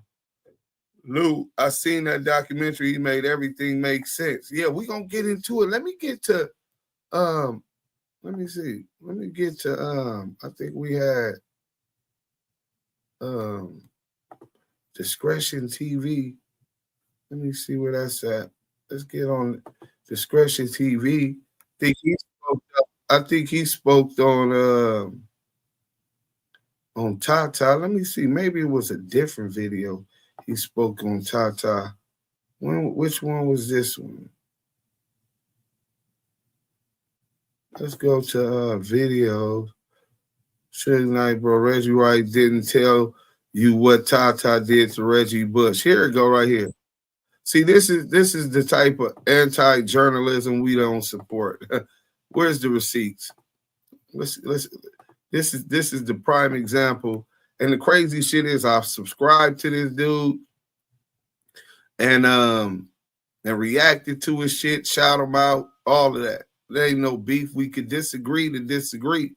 But when you think that you could talk about one of my homeboys that I walked the federal prison yard with, who's in good standing with my homeboys and the dudes out of San Diego, and you say that he snitched on Reggie Bush, they always called you a stan, bro, a fan. You done took your fanatic shit to another level of disrespect. So you want to call him a rat? Why don't you bring the paperwork about him snitching on Reggie Bush? Because we just went over all public records, and from all the costs, he pressed for his money, and this nigga put the feds on him. And you're calling him a snitch for snitching on Reggie Bush. Let's get into this. Is real journalism still alive? I like to think so over here at the DAMU KIWE. Jello XD Block, Silverback Gorilla up in here, man. Streaming over 1 million viewers and listeners and all that. Indiscretion TV, Valentino #1, Tupac channel, streaming over 2 million viewers and listeners, man. That's crazy. Y'all rock.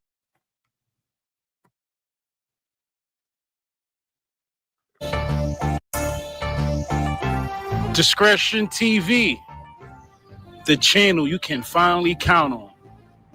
Now, recently on Reggie Jr., aka Pork Butt, and John Highland from Butt First, aka Bomb First, with them butt plugs over there. Today they released a video with Tata trying to expose Suge Knight, but neither Veggie, John Highland, or Tata came clean about what Tata did to Reggie Bush. And according to the streets of Compton, allegedly, Tata was driving Buntry's truck after Buntry got hit. Did they tell you that? Drop comments below. Yeah, Simon don't got to reply to this one. But if you know sports, and if you know the streets, Tata was the one sports ratting. He was like a sports informant. And he's the reason why Reggie Bush lost the Heisman Trophy. Drop comments below. You want me to believe anything this man say on the phone about Suge Knight? You know, that channel been taking L's all week. Is this your round 4? Butt First with butt plugs? Is this your round 4? You want me to believe anything Tata has to say about Suge Knight when he let this man lose his Heisman Trophy? Tata, you bitch ass nigga. I'm gonna beat the dog shit out you. I ain't gonna be the first Trying to rap. BeatStars.com.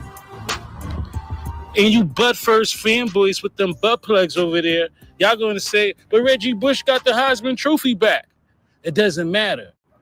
Using Suge Knight's old TMZ clips, using Suge Knight's copy and paste phone conversations illegally recorded to try to gain points. Is this your round 4? I'm just asking questions. Because I don't believe shit that man said, especially when he let Reggie Bush lose his Heisman Trophy. Drop comments below. Get the likes up for me. Discretion TV, Friday night, late night. 5 would conclude with Bush taking home the most prestigious award in college football. However, an estranged sports agent wanted that legacy torn down. While Reggie was making history at USC, his family had allegedly moved into a 3,000 square foot home that overlooked the Sweetwater Reservoir that was purchased by Michael Chief Michaels for $757,237 in April of 2005. Michaels is a business partner of Lloyd Lake, who were trying to set up a sports marketing company called New Era Sports and Entertainment. Their company hoped to bring Reggie on board as a client, but Bush chose otherwise.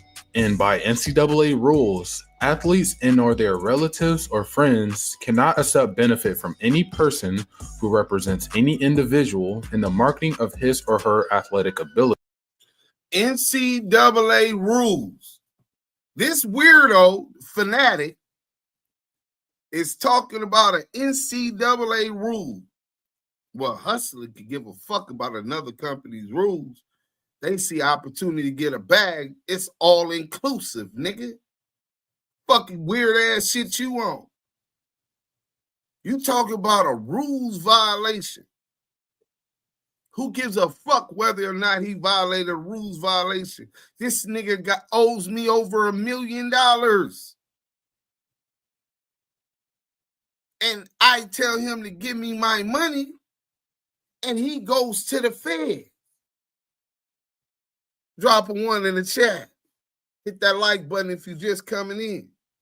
You drop a federal RICO investigation for extortion on me, asking you for my money, instead of paying me my money, instead of signing and honoring the agreement that we had.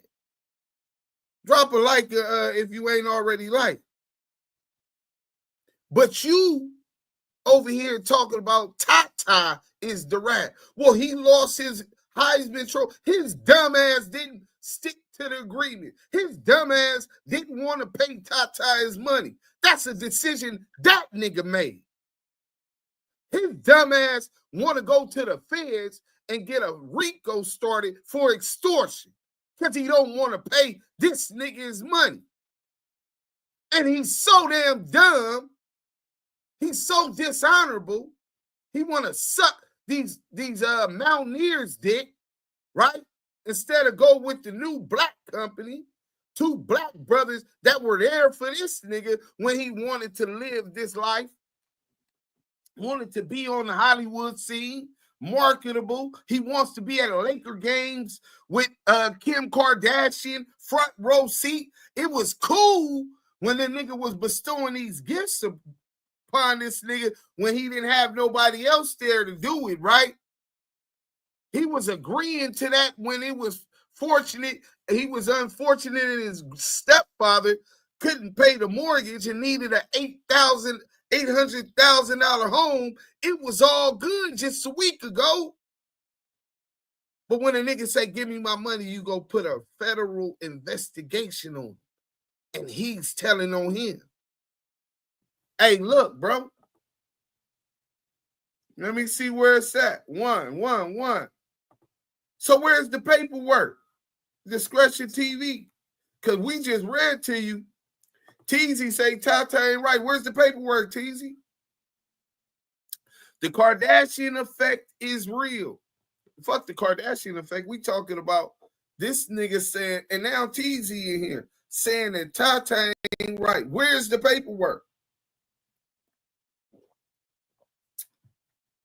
Because see, business I see is a lot over a lot of you niggas' head.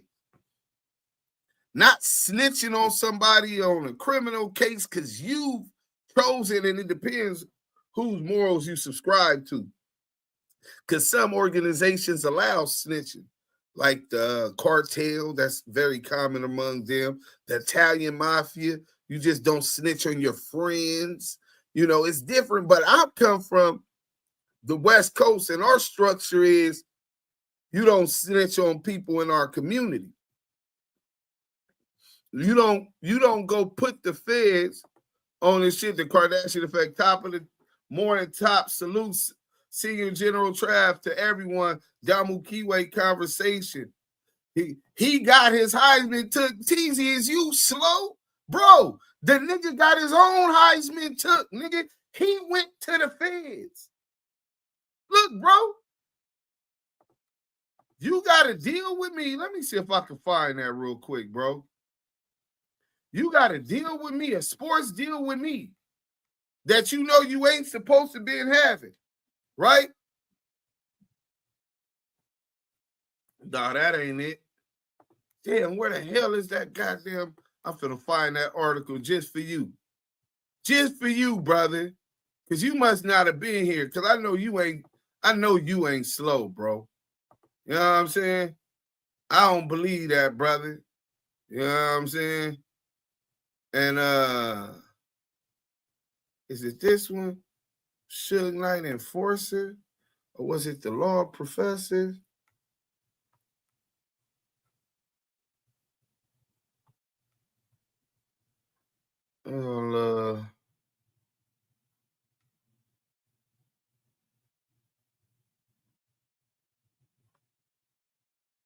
Okay, so it wasn't on this one. Hit that like button, man. We cooking.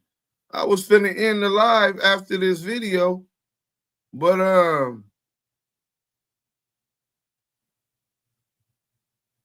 so here it go right here. I'm glad we can get back to the discretion video and end this after this, right?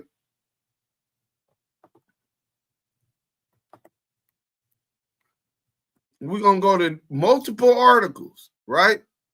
A report on yahoo.com. Oh, y'all probably can't see this. Let me show them because I want you to be able to see this. Yeah, make sure you see this. A report on yahoo.com states that a federal investigation of possible extortion of former Heisman Trophy winner Reggie Bush includes tapes made by sports marketers who may have given Bush and his family large financial benefits while he was a student athlete at USC. The allegations of improper payments first emerged after Bush finished his career at USC in January 2006, and there were claims that he agreed to be the first client for a new sports marketing agency. So, Teasy, Shaq say LSU was paying him. Let me give you this, right? He said this after the fact recently in the NBA. All kind of other sports, Gilbert Arenas, all of these other athletes are talking about fringe benefits in ways that they were student athletes getting compensated while in college, mostly by white sports agents. Soon as a black sports agent do it, and he's looking out, and they're getting these fringe benefits with an express agreement that he would be signing, which is, you know, as good as a contract, right? That he would be signing with this new sports agency in return for the tickets at the Laker game with Kim Kardashian, you know what I'm saying? and for marketing purposes moving forward. Well, the day of the draft, he changes his mind. He wants to run with the Mountaineers. Decision he made after entering this agreement with Tata, right? He went and said that. So Tata said, okay, you owe me my money. Run me my money.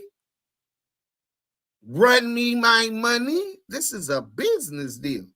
What the fuck the streets got to do with a business deal? What? Now, run me my money. I want a ticket or 2 tickets or 3 tickets, whatever amount of money Tata wanted in return for what him and his agency had invested, plus, time, etc., interest and whatever he come up with. And Reggie Bush runs to the federal authorities and tell them about this deal. Tata's not the one that told them about the deal. They went and told the federal government about this illegal deal. So Tata said, look, fuck all of that. We did this. He's agreed to sign with my agency. He's not lying, but it's not extortion. So to defend himself against false allegations, which the allegations were false, because it appears that Reggie Bush signed a non-disclosure agreement and settled out with Lloyd Lake and that sports agency. Hit that like button. He got his Heisman taken because his dumbass filed a federal investigation for extortion, bro. And once the investigation starts, it all comes out. The truth that he was not being extorted, bro. I pray Trump pardon Suge. Let's start a petition. I'm a street nigga that got his own business. If you owe me, we going to court. I'm getting my money. That's not telling this is business. Yeah, I just walked back in. Okay, see, I know you wasn't that slow. How did he get his Heisman took when Reggie the one that went to the feds? Reggie didn't want to pay back the money, so he told on himself. Facts, bro. Facts. Deuce talking to my brother on the speaker, and he said, what you said on Suge, he telling. He said, Deuce talking to my brother on the speaker, and he said, what you said on Suge, he telling. Yeah. Hey, listen, bro, we already did that. We ain't gonna keep rubbing it in. I know the B team gotta take this loss, but this nigga's on SNY yard. He's a PC. I didn't know Tata for being on SNY yard. We was general population. He stood up as a man and did his time from that little weed shit he played out to. You know what I'm saying? 600 pounds or 200 pounds, whatever it was, when he was doing the weed thing. You know what I'm saying? What I know him from is from doing business. When I got out, that's who introduced me to CJ Mack. When I got out the feds, that's who introduced me to Sugar Boogie. So you talking about and defending Suge Knight, who I could give 2 fucks about, right?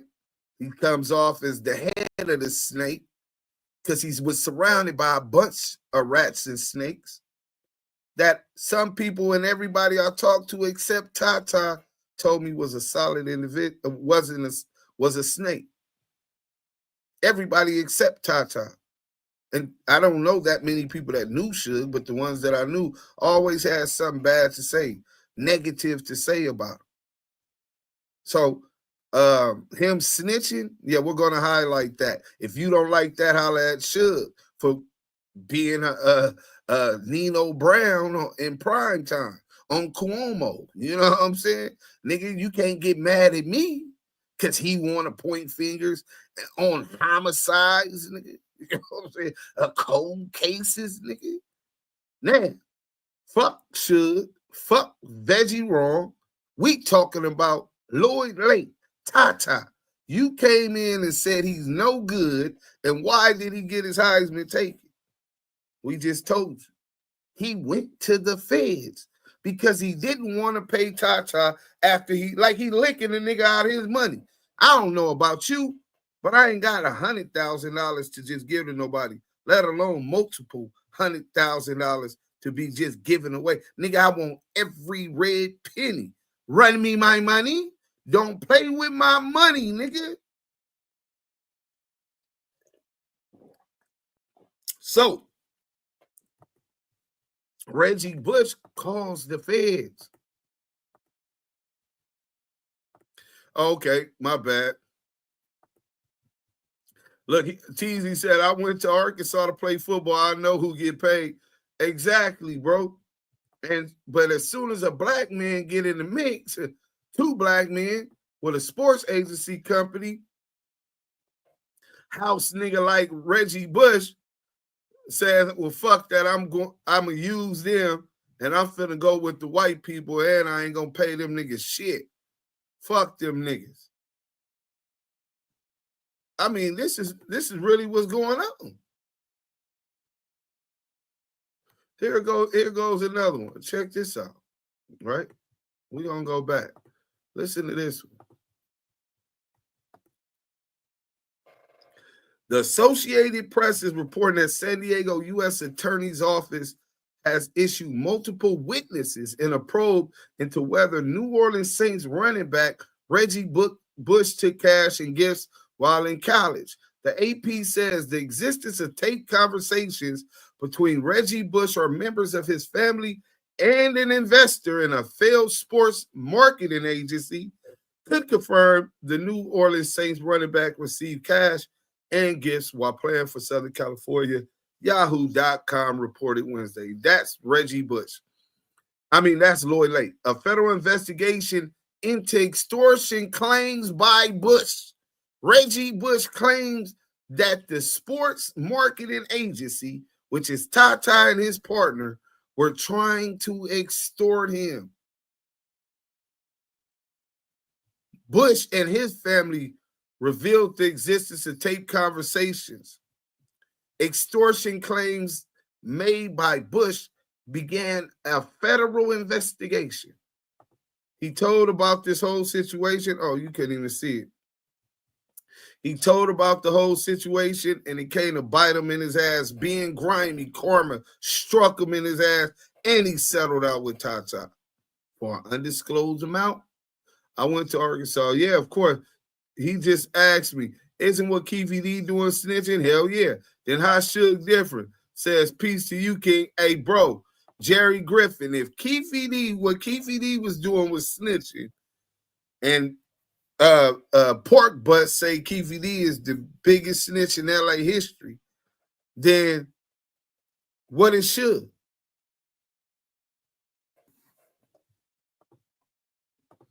Yeah, but people ain't gonna hold it. Oh yeah, facts. If I'm Tata, run me my bag. Yeah, hell yeah. Teasy even said it got took from Reggie's own doings, trying to say Tata extorted him, and the NCAA took it from Reggie. He tried to not pay him and go sign with somebody else. He could have just paid him back. Bro, if he would have paid him back off the top, he wouldn't even he would have still had his Heisman. Yeah, Mike B, I see Reggie try to backdoor. He wasn't trying to pay. College recruitment for football program athletes is scandalous. Maybe one day someone will expose it. Well, now it's through the NIL and all of that stuff, they able to get paid. Thank God. You know what I'm saying?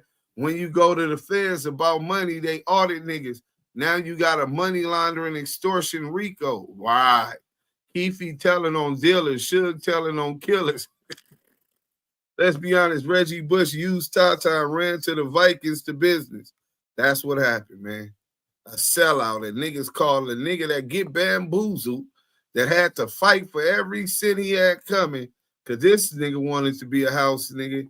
And now niggas call him that shit is crazy. But look, that's the end of this one, man. Oh no, we didn't finish that video. But yeah, that nigga is the one that started the investigation. And niggas just running with that, I guess, because that was the narrative that they had the crooked news media pushing. Talk about Tata, gang member. Nigga, Tata's, every time we pull up something, it's talking about Tata and his money. You want to label a nigga a gang member when every time you talk about him, it has something to do with him and his money. That sounds like a hustler to me, man. Later sued the family after Bush did not sign with this agency. Lake wanted to recoup $291,600 in cash, living arrangements, and other benefits provided to Bush between November 2004 and January 2006. Lake and Michaels would admit Bush's family failed to pay more than $50,000 in rent. This case will result in years of arbitration. The NCAA reached a conclusion in 2010 when they announced sanctions against USC. The NCAA found that Bush had received lavish gifts from Lake and his partner Michael Michaels from at least December 2004 onward, including a limo ride to the 2005 Heisman Trophy presentation. As a result, USC was given 4 years probation, forced to vacate its last 2 wins of the 2004 season, as well as all of its wins in the 2005 season. The Trojans were also banned from bowl games in 2010 and 2011 and lost 30 scholarships over 3 years. And lastly, the NCAA forced USC to disassociate itself from Bush. Amidst reports that the Heisman Trophy Trust would strip his award, Bush voluntarily forfeited his title as the 2005 winner. Sure, don't seem like the prosecution is that bad against him. Don't seem like I think he got some favors with the government. I think they're going to show him a little leeway.